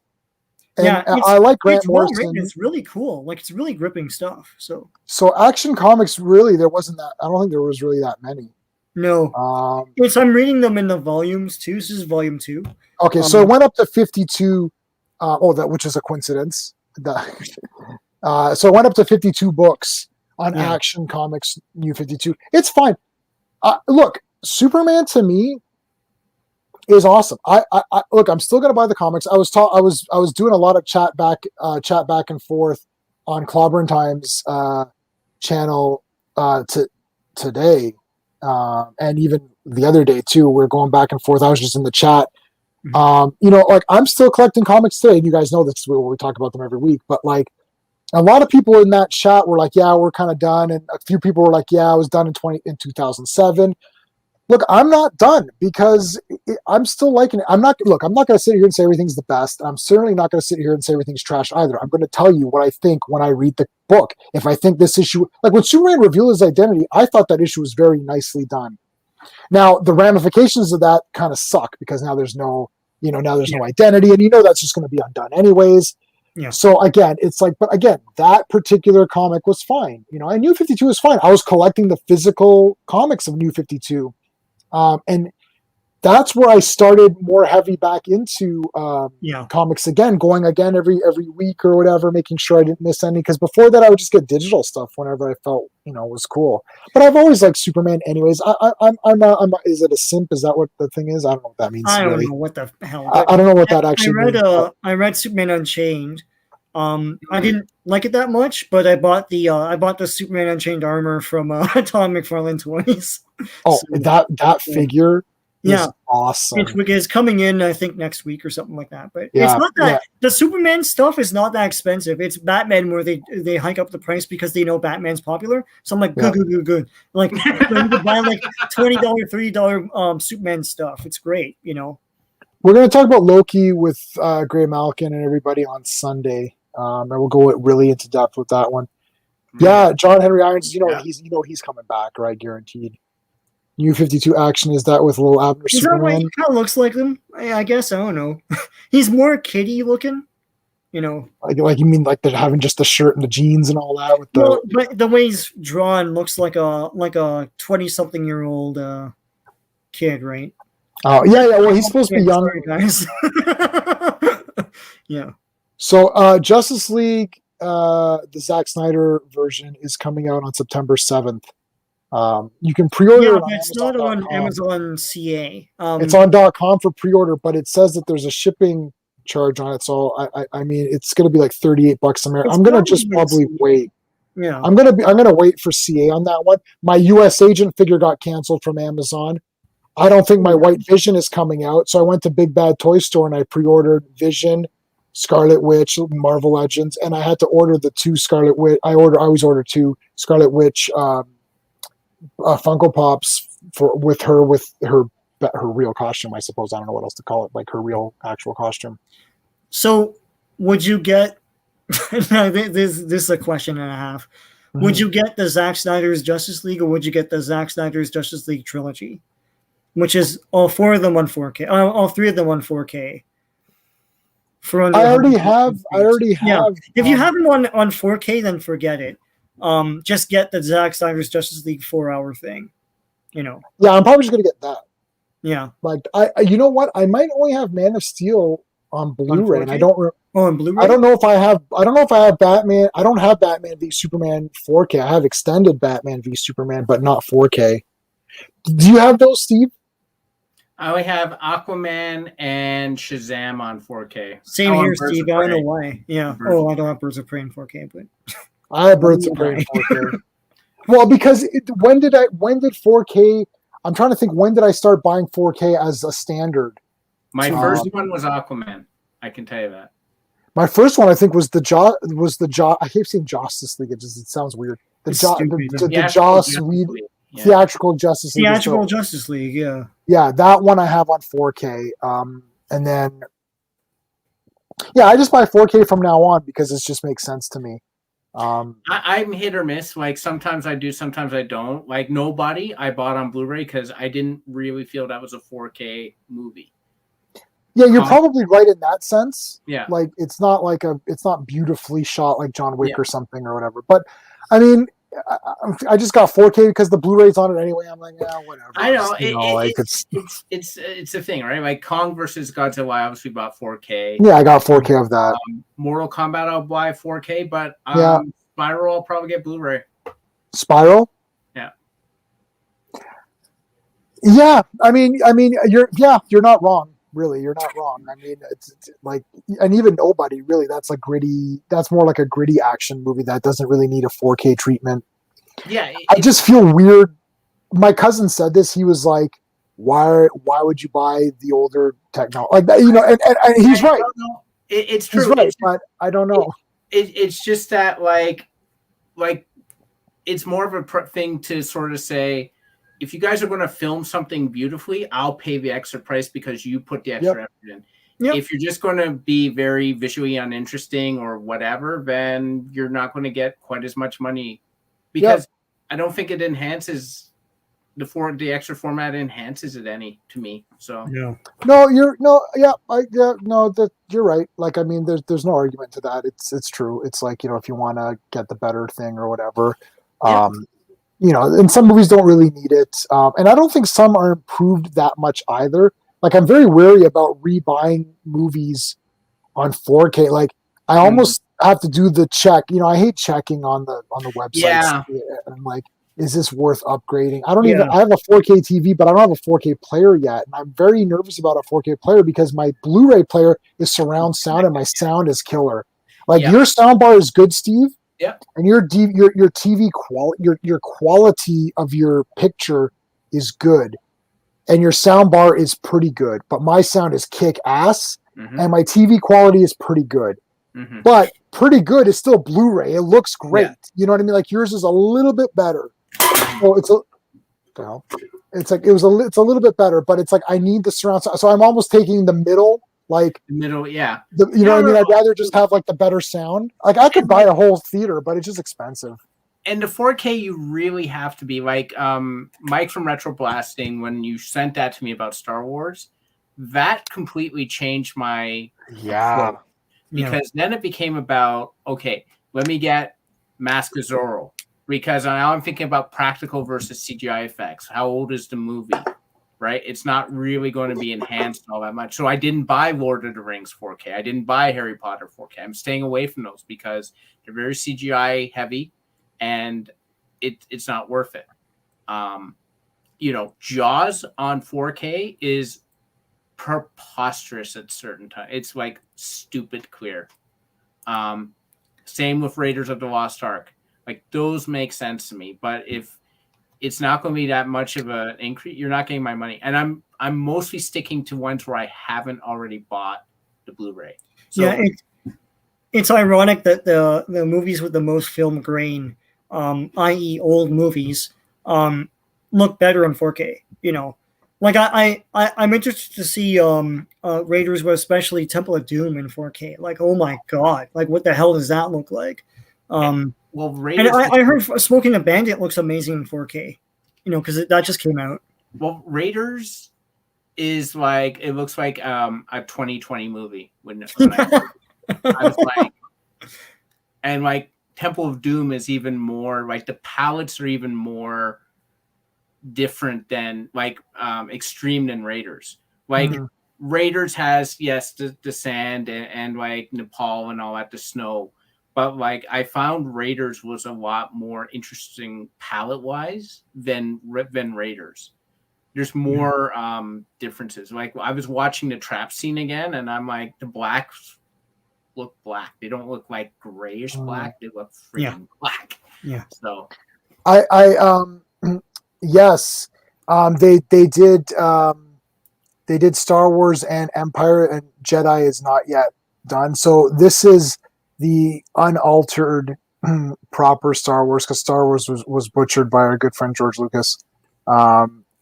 With that garbage special edition, which even in the theater I was a bit weary of. I'm like, well, I like seeing Boba Fett, but this scene was kind of dumb. Like, even when that came out, I was kind of like, I was excited. I was like, yeah, this looks really cool. Yeah, they got all these effects. And I thought, yeah, but some of this is kind of dumb. And the Greedo thing, and did you guys even realize what happened in that Greedo scene? Because I actually didn't even realize what happened.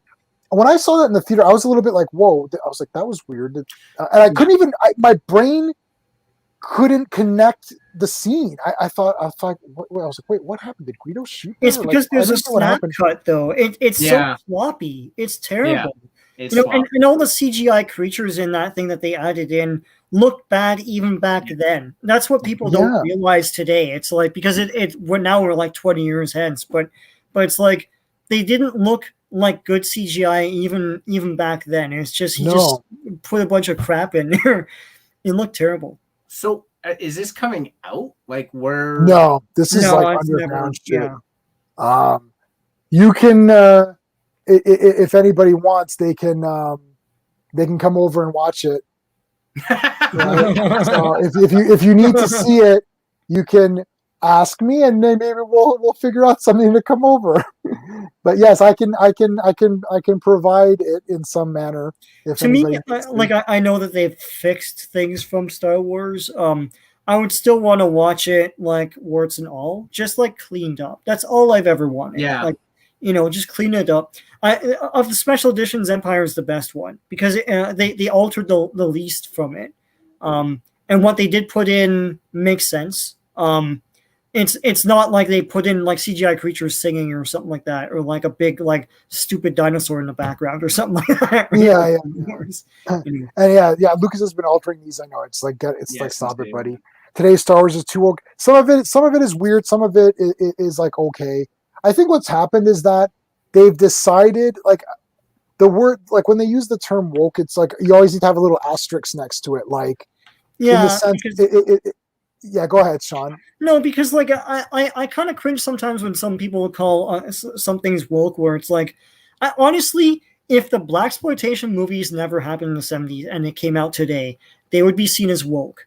It's like Right. because woke, like he's black and everyone hates him. Listen, like some movies just have something to say, Yeah, But I think the Star Wars don't have anything to say. That's well, the yeah, problem. there was tokenism, and we got that from what's the guy's name? Boyega said like, listen, they had no clue what to do with me. They tried me out. Here's Exactly. a black guy in Star Wars, and then they didn't know what to do. And he's like, I was Exactly. disappointed by that. Yeah, Everything from that's the wardrobe problem. to hair to character to everything. They didn't Yeah. know. But like this kid in Bad Batch is fine. She's part of the Oh yeah, story. that's fine. Yeah, she's part of the story. I mean, you could say like she's cutesy or whatever, but like she's got something to do. Yeah. I'm fine with that. Like and that show is pretty good. It's gotten good. But yeah, It's okay. Yeah. I think You're like we have to distinguish it, right? So Yeah. what do you think, Steve? Yeah, it's like it's not like anything that just has a strong female doesn't mean it's woke. The problem is that if Rey just becomes a carbon copy Luke who sucks, it's like okay, well that was woke because like what was the point of this? Yeah. Like it was just to say that there's a female. Like and same I'll with say John this Boyega, there's a black Steve, guy in it. It's like yeah, well, what I'll does he say this, do? yeah, I'll say this just before Steve. Like Last Jedi, the problem with that was virtue signaling as a thing. That movie is total virtue signal. Oh, because it's so awful. It's characters just giving voice to Ryan Johnson's thoughts, and they don't even fit with the rest of the movies, right? Right. Why is Luke acting this way? It doesn't make any sense to what I saw in Star Wars. Right. So anyway, yeah, go ahead, Steve. go on. So I think the thing with woke is, yeah, I agree. It's like you're walking a fine line. I generally feel something's woke if it's something like the new Doctor Who. That's definitely woke, where it's like some agenda's being shoved right down your throat. I also feel it's like if it just doesn't make any sense, like what's going on with the new Loki thing. I feel that is walking the woke line to me by just the female characters is way better than the male character. And when they kill, I'm like, oh, okay, now you get the female Loki. We'll talk about more on Sunday, obviously. But like, I'll give you another example. I watched today the trailer for Gunpowder Milkshake, and that's mostly like John Wick female edition. I'm like, well, is this woke? It doesn't feel like that. It just feels like they're women. That's it. Like I'll have to watch the movie to give you a better indication, but I'm not going to assume it's woke just based on that. Yes, you're right. So again, I gotta see because for me this is an asterisk, woke asterisk.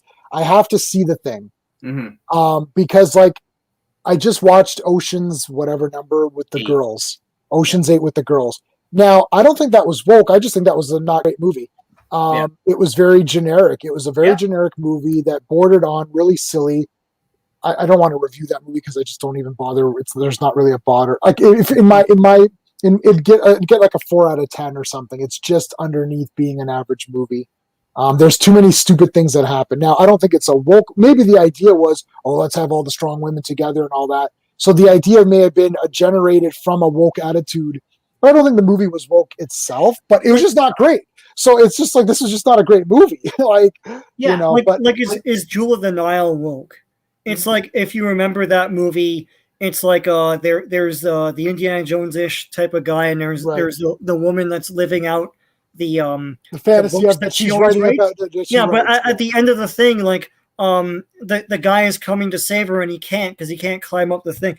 And she basically beats up a dude, sets him on fire, and throws him to crocodiles, right? Right. And but it's awesome. Like I don't think Yeah. that's well. Like you're still making a point about like feminism and flipping norms in those kinds of stories, but that would be seen as woke today. And it's like I kind of cringe because it's like, well, I mean, it's making a point, right? You Well, know, I got it's not trying to like be in your face about it. Yeah, sorry, I got 2 points. First of all, a woke thing would feel very jarring. Like what happens in Endgame with that girl power thing. Oh, that was dumb. So That was really Yeah, it's stupid. weird. Yeah. but I That also was feel stupid. like the problem is that people have to start saying woke a lot because the attack from the other side is so relentless. And it gets to the point, and the problem is too, is that with a lot of this social justice bullshit, I've brought this up time and again to people is like, but what do you want? Like you want social justice, but what is the tangible outcome you want? And no one There's knows. no answer. No one understands the concepts that are being said. They just hear it all the time. So they start labeling it everything because they're like, we don't understand this. So I'm just going to call it woke. But in all honesty, no one actually knows what anyone wants or what anyone is getting to or what change do you want? What No. outcome do you want? I don't know. So it's like, I see something weird. It's woke. Like, I don't know. Yeah.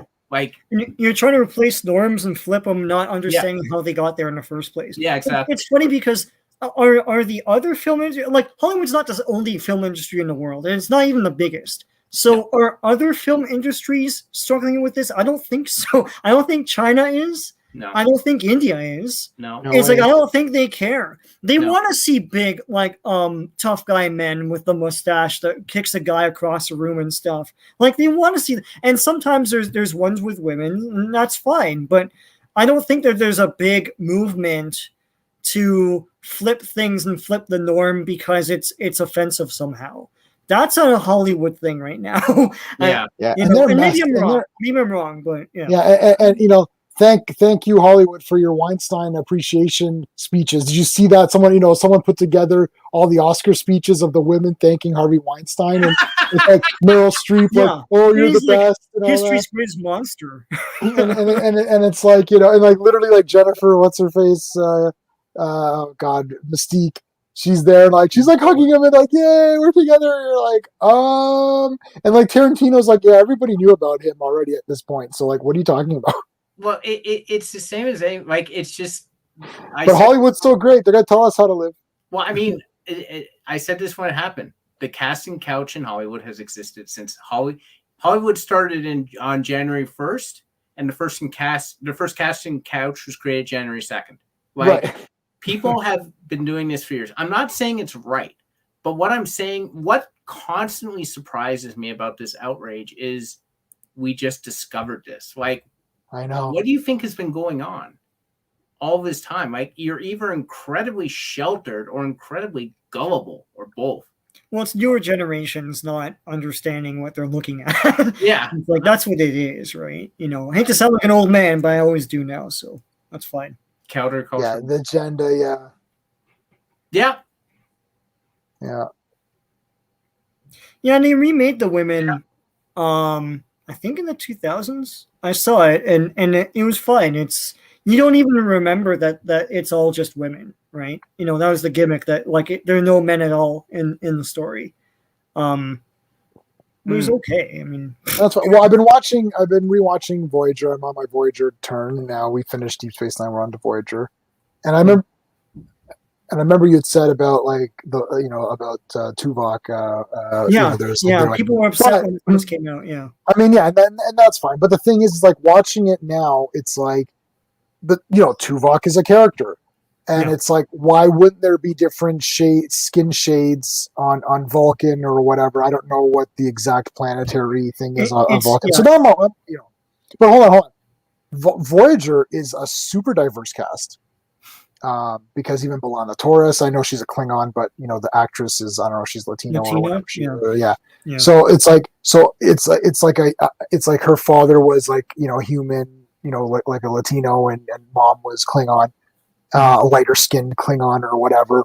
So it's like, and then there's the strong women and all that crap, and it's like Janeway and everything. But I never thought of that. And I saw Voyager not exactly when it came out, but probably when it was close to ending. And then and then they started to replay them like on TV. So I'd watch like from season 1 and on. So I saw Voyager in order, but not when it was on TV week to week, like it was on every day or whatever on Space or something, or UITV or whatever it was. And I never noticed, like, I love Janeway.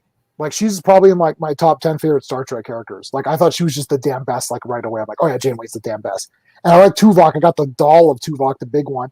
And I never thought of any of this stuff. It never even crossed my mind that this is, and it only literally now, because I haven't watched it now in so many years because I cycle through it. And I'm like, oh my God, this is super diverse. And it's got strong females. And, B'Elanna Torres is a strong woman. And then Seven comes in, and Janeway's the captain. And there's a black guy, and there's a native guy. And, there's an Asian guy. I'm like, wow, this is like literally checking all the boxes. But it's a damn good show. Like, every storyline is super good. The characters are actual characters, right? They're not just there to be their skin color.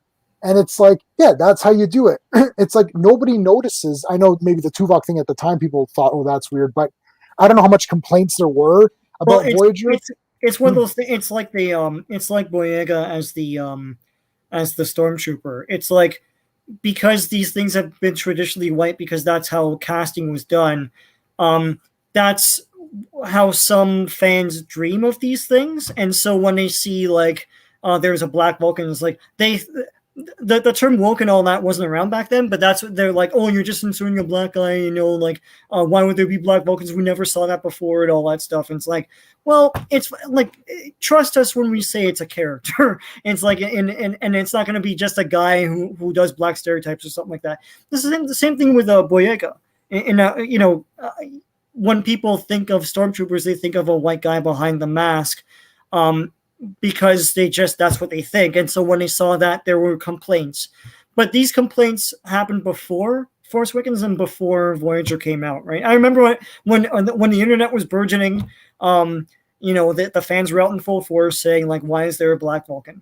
Once the show started up, no one said that anymore. So yeah, because he's a character. Go ahead. But I think the thing is that, like, it's great that they have diversity and all this stuff and, but like, you still got to make good stuff. And I'm going to make an analogy you guys won't have a frame of reference with bear me out.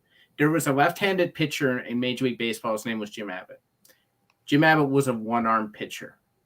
Okay, he had a stump on the other. He had another arm, but he had like a stump. It was like severed. So he had a method of throwing the ball where he would throw the ball, and he would grab the glove off his stump so he could field his position after he threw the pitch. I've seen that.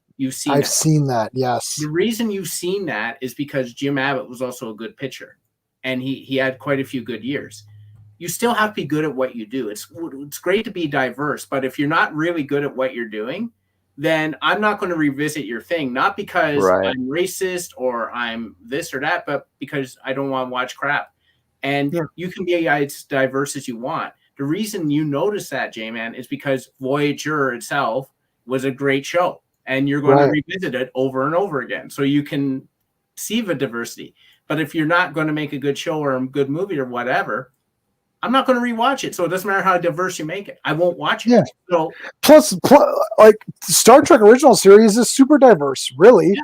Because and it's like at that time that's like hyper diverse. I mean, they tried their best back then with what they had, right? But yeah, I mean, I thought that. I mean, like 60s TV, like that's pretty damn good, right? You had a Japanese guy on there. Chekhov comes in and later. I know he's not like what's his face is doing the Russian.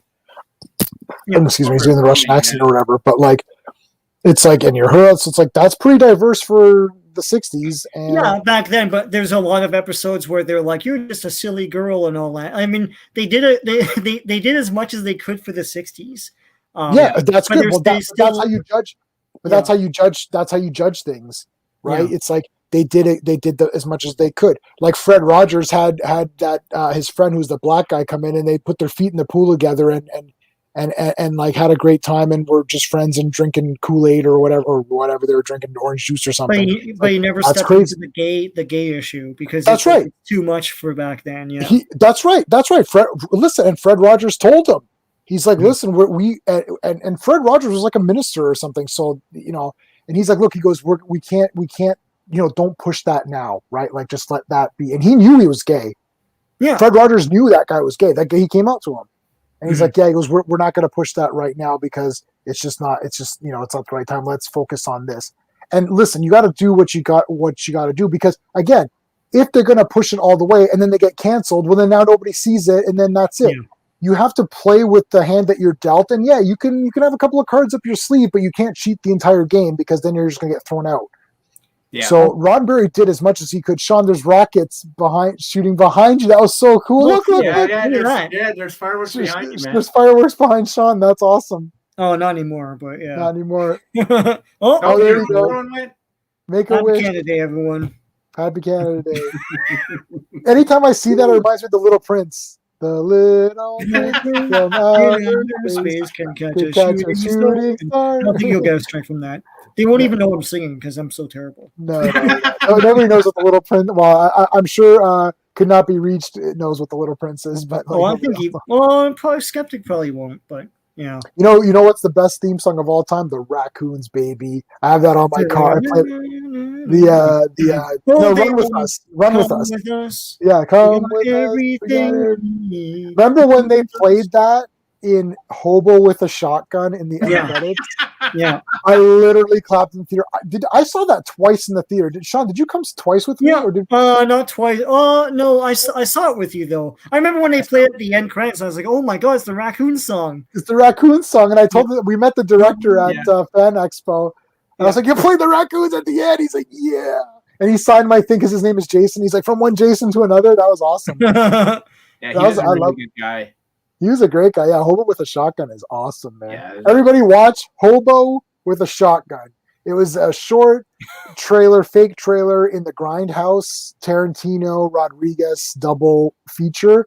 It was a fake trailer, but they made it into a movie with Rutger Hauer. Rest in peace, Rutger Hauer. You're the best. Rutger Hauer is the Hobo with a Shotgun. It is great. It's probably better than either of the other two Grindhouse movies. Yes. So that's that. Though I like Planet Terror and Death Proof. I mean, come on. Kurt Russell's the best. Death Proof has its moments. Chinese Science like Americana. Yeah. Yeah. Yeah. Little Prince. Yeah. Yes. Oh man, Little Prince. Is that? I don't know who that is. That the? That's the bad guy from Raccoons. Oh yes, with the nose and everything. They looked like malformed like Huberts or something. Remember Snorks? I had a Snork toy. Remember Snorks? Oh yeah, Snorks is awesome. Yeah, no, I love all that stuff.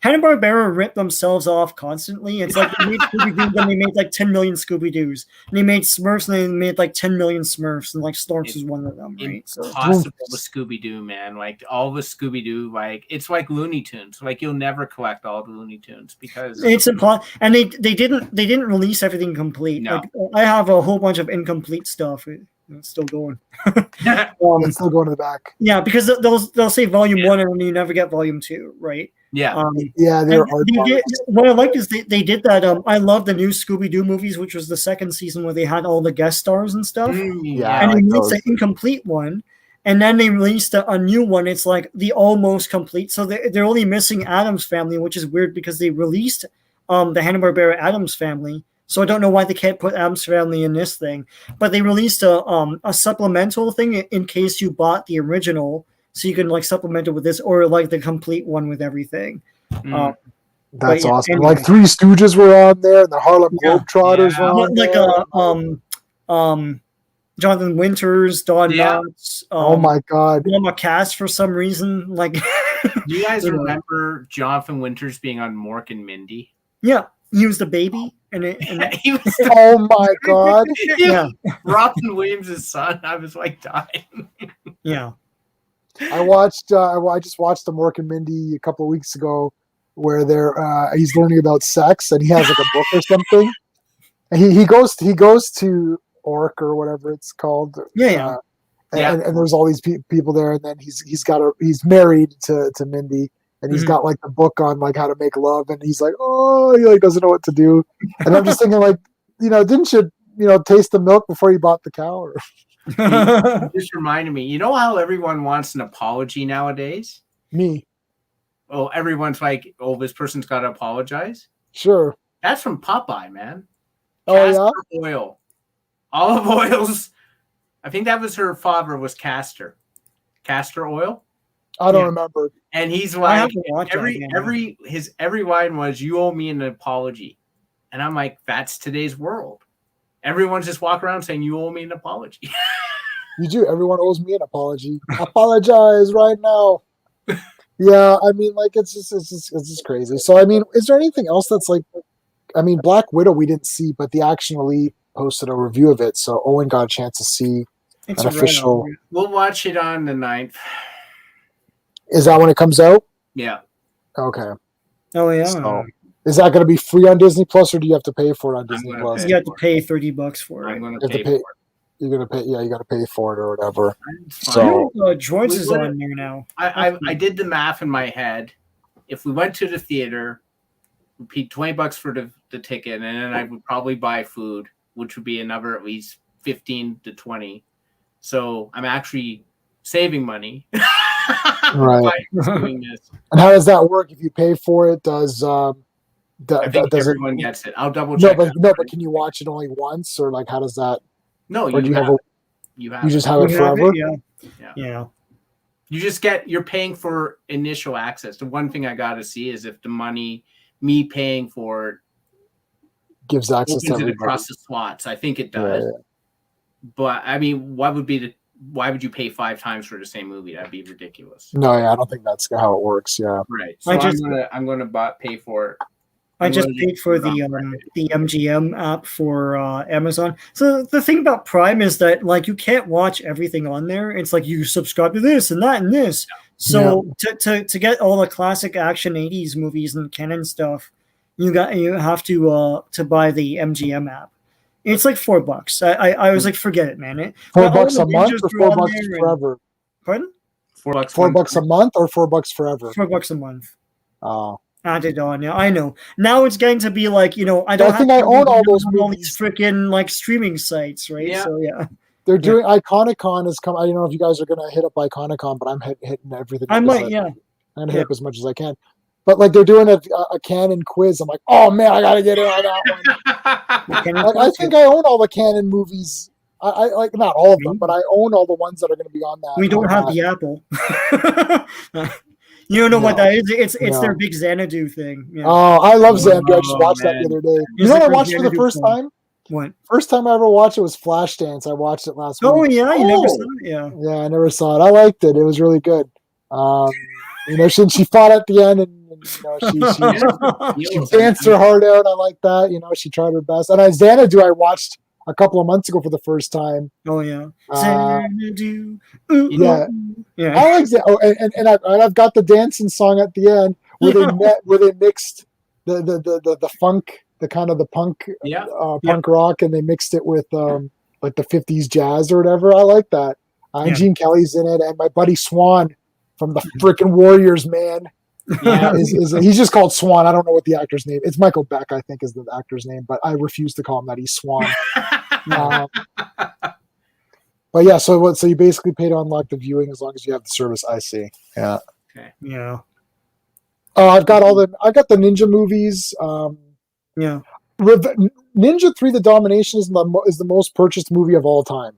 I literally bought it on VHS, and I bought it on DVD, and then I bought it on Blu-ray special edition. Then I bought a better special edition later. I'm like, you guys just released this, you buggers. But I can't. I have to buy all Ninja 3 Domination things. I love Ninja 3: The Domination. Everyone knows the V8 part or whatever. But I love Ninja 3: The Domination. We gotta do like a breakdown of the Ninja movies, a critical analysis. We got a Rob Ager. We got to do a Rob Ager analysis. Rob Ager and Ninja movies. Make sure you guys watch that Death Wish 2. Steve, I think you watched it already. I watched already, yeah. Make sure, so Sean, make sure you find that and watch that. It's like super. Rob Egger's the best, man. I'll buy his stuff. Yeah. I will actually pay for it because I think the guy is like a solid guy, and he charges very little for his videos. Yeah. And it's worth it for some of these analysis, and even just to make yourself smarter on the movie, because then you could talk and pretend they're your ideas, and be like, well, Death Wish 2, what they're really talking about is Marxism, right? I don't know.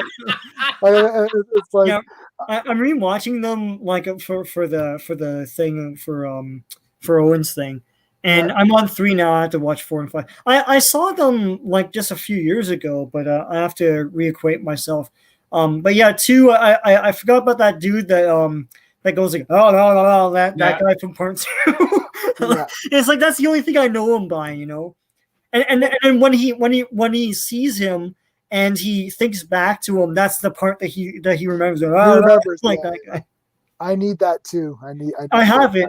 It was part of I think it's public domain or something, because I have it as part of a collection with other crap, just other crap. But that's awesome. That movie. Oh my god, it's stupid, but it's wicked. It's dude, the man gets his underwear set on fire. Like, come on, Listen, if that happens in a movie, if it happens in a movie, it's 10 out of 10. And there's this one guy with a turban, and he gets shot, and like he catches the bullet with his teeth. Anyway, I gotta get that, but yeah, I got all the. I have Enter the Ninja. Yeah, but it's like a very garbage version. Not like it's on Blu-ray. No, I thought. Maybe I do have. Maybe I do have it on Blu-ray. I'd have to check my Ninja section, which I can't see to freaking. Check the Ninja section. Yeah, because I moved everything. Oh, you know what? I think my Ninja section is down here, so I'd have to go and see if I can find it. Ninja rap, Ninja. Anyway, Ninja. All right. So, anything else to mention real quick before we go? I can't believe I'm having these tech issues now all the time. Why I never had them before. Now I've got them like every time I come on. Even when I tried to log in earlier to Bell's stream, I was having tech issues. It's like, what the shit? Yeah. So that's pissing me right off. I don't know why. Pretty clear when I saw it, but right now, like for me, I don't know if it's just me, but you'll pause and stuff, or you'll freeze, and No, even the quality of it's a little bit like blurry. Like it's not crystal clear. Like Sean is like crystal clear to me, and J-Man, you're like blurry, sort of clear, but not really. Plus, this angle sucks because the way my lighting is, and like you can see like reflections everywhere because the way my light. That's why I usually like the other side because there's no glass behind me. But I can't. My wire is not long enough for me to turn my like angle, like the way my computer is. I can't turn it. It'll literally like unplug itself. So it's like, yeah. Go ahead, Steve. All right. Sean won't care, but next week is Big Brother on Wednesday. Yeah. That's like a super. No one cares. We're the only ones who watch that trash. It's like. And now that that's out there, it's out there. Yes, we watch that trash. My wife's like, "Oh, that garbage show you like is on." I'm like, "Oh, I know which one you're talking about." When's Bachelorette? You guys watch it? No, I don't watch Bachelor anymore. I can't stoop that low. I can't stoop that low. No, I watched a couple, like when it was the like the Prince or something. I watched that one, but then when they had the paramedic guy, I'm like, I'm out. Like my favorite was I Want to Marry Harry, where they had the Harry look-alike. That was the best. Like, and they didn't know that it wasn't really Harry, like Prince Harry. It's like, and then someone's like, I don't know if that's really him. It's like, of course it's him. Why would they make this show? It's like, okay, I guess that's your justification. Dear. And at the end, he has to reveal himself that he's like really poor and stuff. God. That was guys. I apologize that this has become awful. We're talking about the most trash shows. Where is Anthony when you need him? It's like that's trash. I Want to Marry Harry is trash. Next thing will be he's greased up there, man. Holy crap. It's like every light on earth is shining off his body. Yeah, he's super oiled up. Like what? I had to get that in this one in. Come on. Next thing you know, we'll be talking about Flavor of Love or whatever. Oh dear Oh God! my No, God. that's it. Oh, I'm putting a stop crap. to this. You know, We got aliens are invading, man. Oh man. Oh my God! Holy Pray crap. for death. I hear you. I'm praying for death right now. I just want to say one thing. Like, do you care about the abomination being in Shang-Chi? Is that some sort of thing? They just like I Oh thought. yeah, is it the real abomination? Yeah. Hey, Truth, what's going on? Truth. I think Tim Roth is supposed to be in the She-Hulk show, so maybe that's a way Yes, to he is. shoehorning him back into the universe. But As abomination. if he doesn't have the fin ears, I don't really care. Yeah, I like the Hulk movie, but he needs to look like Abomination, who I think is a very, very cool looking creature. Yeah. Which would look really cool with modern day effects. Like, you know what's pissing me off is that we have modern day effects and then we're not using them to our advantage. Mm-hmm. Like, it's like we're trying to make things look more realistic. It's like, oh, you would just be kind of mutated. It's like, no, I want the big crazy fish looking thing. Like, that's the point of this whole damn thing. What do you guys think about the rings not being like rings on the I don't like that, but that's what it is. Yeah, I don't like that I grew either. up with the rings, each one being a different a different ray thing. or something. Yeah. I hear them, but they're not. You can hear them. Canada Day, yay! Yeah, no, we won't be sleeping tonight. That'll be going all night over here. Yeah. I'm on the 22nd floor, man. It's sick seeing everything come up or whatever. When the elevator doesn't work, it's brutal. But other than that, it's 22nd floor is great. But yeah, like we have all these cool things, and it's like, and they don't utilize the technology. Like you know, Shang-Chi looks like trash. Yeah, we already had trash. I sort of agree. It looks kind of cheapish to me. It looks cheap. It looks cheap, guys. Like, what are we talking about? It looks like TV movie stuff, but it does look like a TV. A lot of people are liking it though. So I'm trying not to poo-poo everyone's enthusiasm because I don't like to, I'll poo-poo it afterwards. Like no, if it comes out and it sucks, we're gonna say it sucks, right? Yeah. But I don't know. There's something. You know what I think the problem is that you and I, like Sean, we've watched actual kung fu martial arts movies, and this is it's not that. I don't know. Too much fantasy, and even with the fantasy though, the choreography looks off. It looks very Western.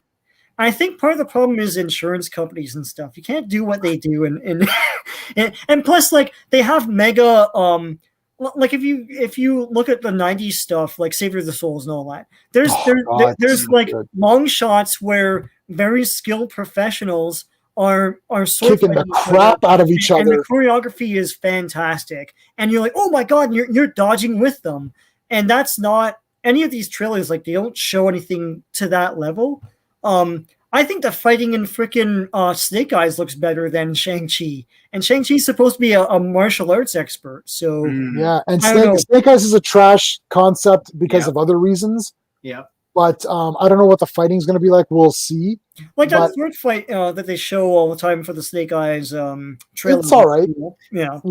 I saw the trailer today. I'm not impressed from what but I saw when the Baroness walked in, I'm like, ooh, she looks like the Baroness. Like she does look like Baroness, yeah. That is Fing Fang Foom. That is Fing Fang or something like that. Yeah, that is Fing Fang Foom. I don't know. I want the green dragon with the blue trunks. at least a green dragon. Yeah. Yeah, Shang-Chi, I don't know. I don't know. I'm trying not to be too down. They're going to make changes because Shang-Chi is not iconic, so they'll change whatever they want. They'll give a shit, right? Yeah. But I don't know. We'll see. We'll see. It's cool they made a Shang-Chi movie. Like, holy crap, right? That is kind of neat. And they're within their rights after, like, a 10-year, like, winning streak to do whatever they want to do and open up the, like, Eternals. Like, who thought we'd get an Eternals movie, right? But at the same time, hopefully they won't stumble too much. I'm nervous that Eternals is going to be a lot of talking and not much. Yeah. We'll see. Not really sure where we're going with any of these movies anymore. We'll see, but I'm not like, ooh, I can't wait to go to the theater to see these movies. Like, Well, they I need think an overarching thing like they did with the Infinity Stones and Thanos. Like at the end of the first Avengers, when they showed Thanos, that was it. Now I was interested to see where they're going with this, and they teased the shit out of that for years. Strange G.I. Joe that's Syndicate? that's awesome. Probably, yeah, because they melded everything back then. Yeah, wouldn't it be great if they did Acts of Vengeance yeah, MCU? but it's like What other a dudes high fighting concept. Yeah, what a high concept. They have thing Loki, that- so They have I Loki. think I don't know. Can you imagine, like, all of a sudden, like, Vulture shows up and he's fighting like Iron. Oh, well, I guess Iron Man's on it. See, they killed all the. Oh man, and do don't a get me cosmic into this now. Spider-Man too, and yeah, I know what you mean though. They killed all the. Most of the Avengers like core characters are gone. So, well, two of They them. replaced them with these rubbish people that no one wants. Yeah. Like, could you imagine how cool it would have been to have Falcon and Vulture fight or something? That would have been pretty cool. Yeah. It's like, I guess Falcon could still fight him, but yeah, like, J-Man, I hate to break it to you, no one likes Acts of Vengeance. Like, I love it. They But like, don't? it's not. No one likes that. No one likes that. Evolutionary War. No. Atlantis Attacks. Like all of the classic stories we no. grew up with. No one likes those things. What? Because they're too kiddie and too and they're but they're awesome. Like I'm you asking, and I'm tweeting. It's like I'm tweeting Clobbering Times tonight, and I'm going to ask him do if you I'm a guys actually dumbass. like yeah, because I don't think people like those.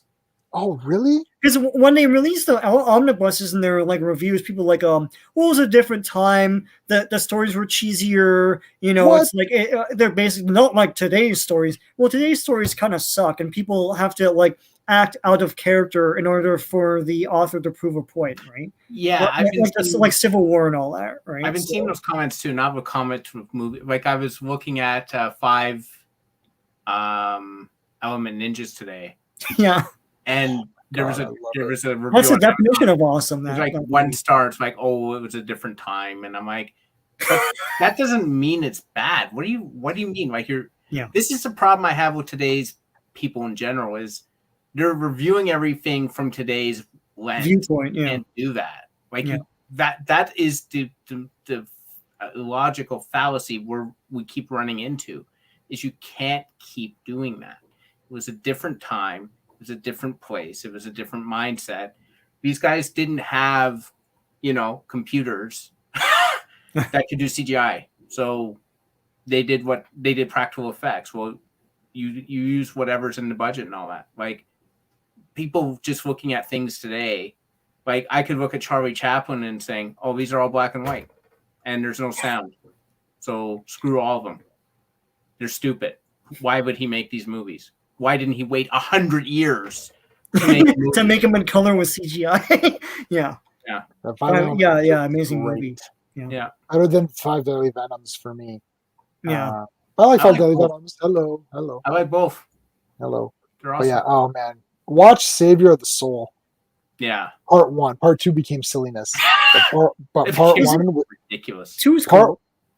It's cool, but there's a lot of silly parts. But Savior of the Soul Part 1 with my buddy Silver Fox, which they stole the name from those old kind of kung fu flicks. But like Silver Fox with his like friggin' and he gets stabbed in the eye, and then that girl like she the girl from Executioners and her trio, and she's like, oh that wasn't Amy. No, that wasn't her. But anyways, she's like, her name is Mei Kwan. She's like, takes the daggers, is like, and her special move is she always nails your eyes, and he blocks one, but then the other one goes in. He's like, oh, and then later he's got the friggin' Phantom thing, and mask. The Phantom mask, and then the other guy's got his belt is the sword. Oh man, it's so sad. Try to track it down, anyone on the chat, because it's not something that I mean I'm sure most people have never heard of Savior of the Souls, but it's awesome. And the thing too is that the Shaw Brothers stuff, like they got great releases in Region 3, but not really in Region 1. Every so often they release something like the Dragon Dynasty discs. Yeah. But they should really release packs of that. Like there's some classic great stuff that like holds up today. 12 gold medallions. Yes, yeah. I have Oh my that in God. the Region 3 version. Oh my God. Because we bought like tons of those things. When Yes, they were you coming out. have all of them, Sean, in Yeah. Region 3. I have the VCDs and I kept them because it's the only way you can see You them can right see now. them. Yeah. Yeah. All right, guys, we're going to end it off there. We're going to be here Sunday for Danger Room, and we're going to just talk about all this other cool stuff, and we'll let people see what they think. Have you guys seen The Night Comes for Us? No, No. but I think I've heard of that. But all right, guys, that'll be it for now, and we'll see you on Sunday.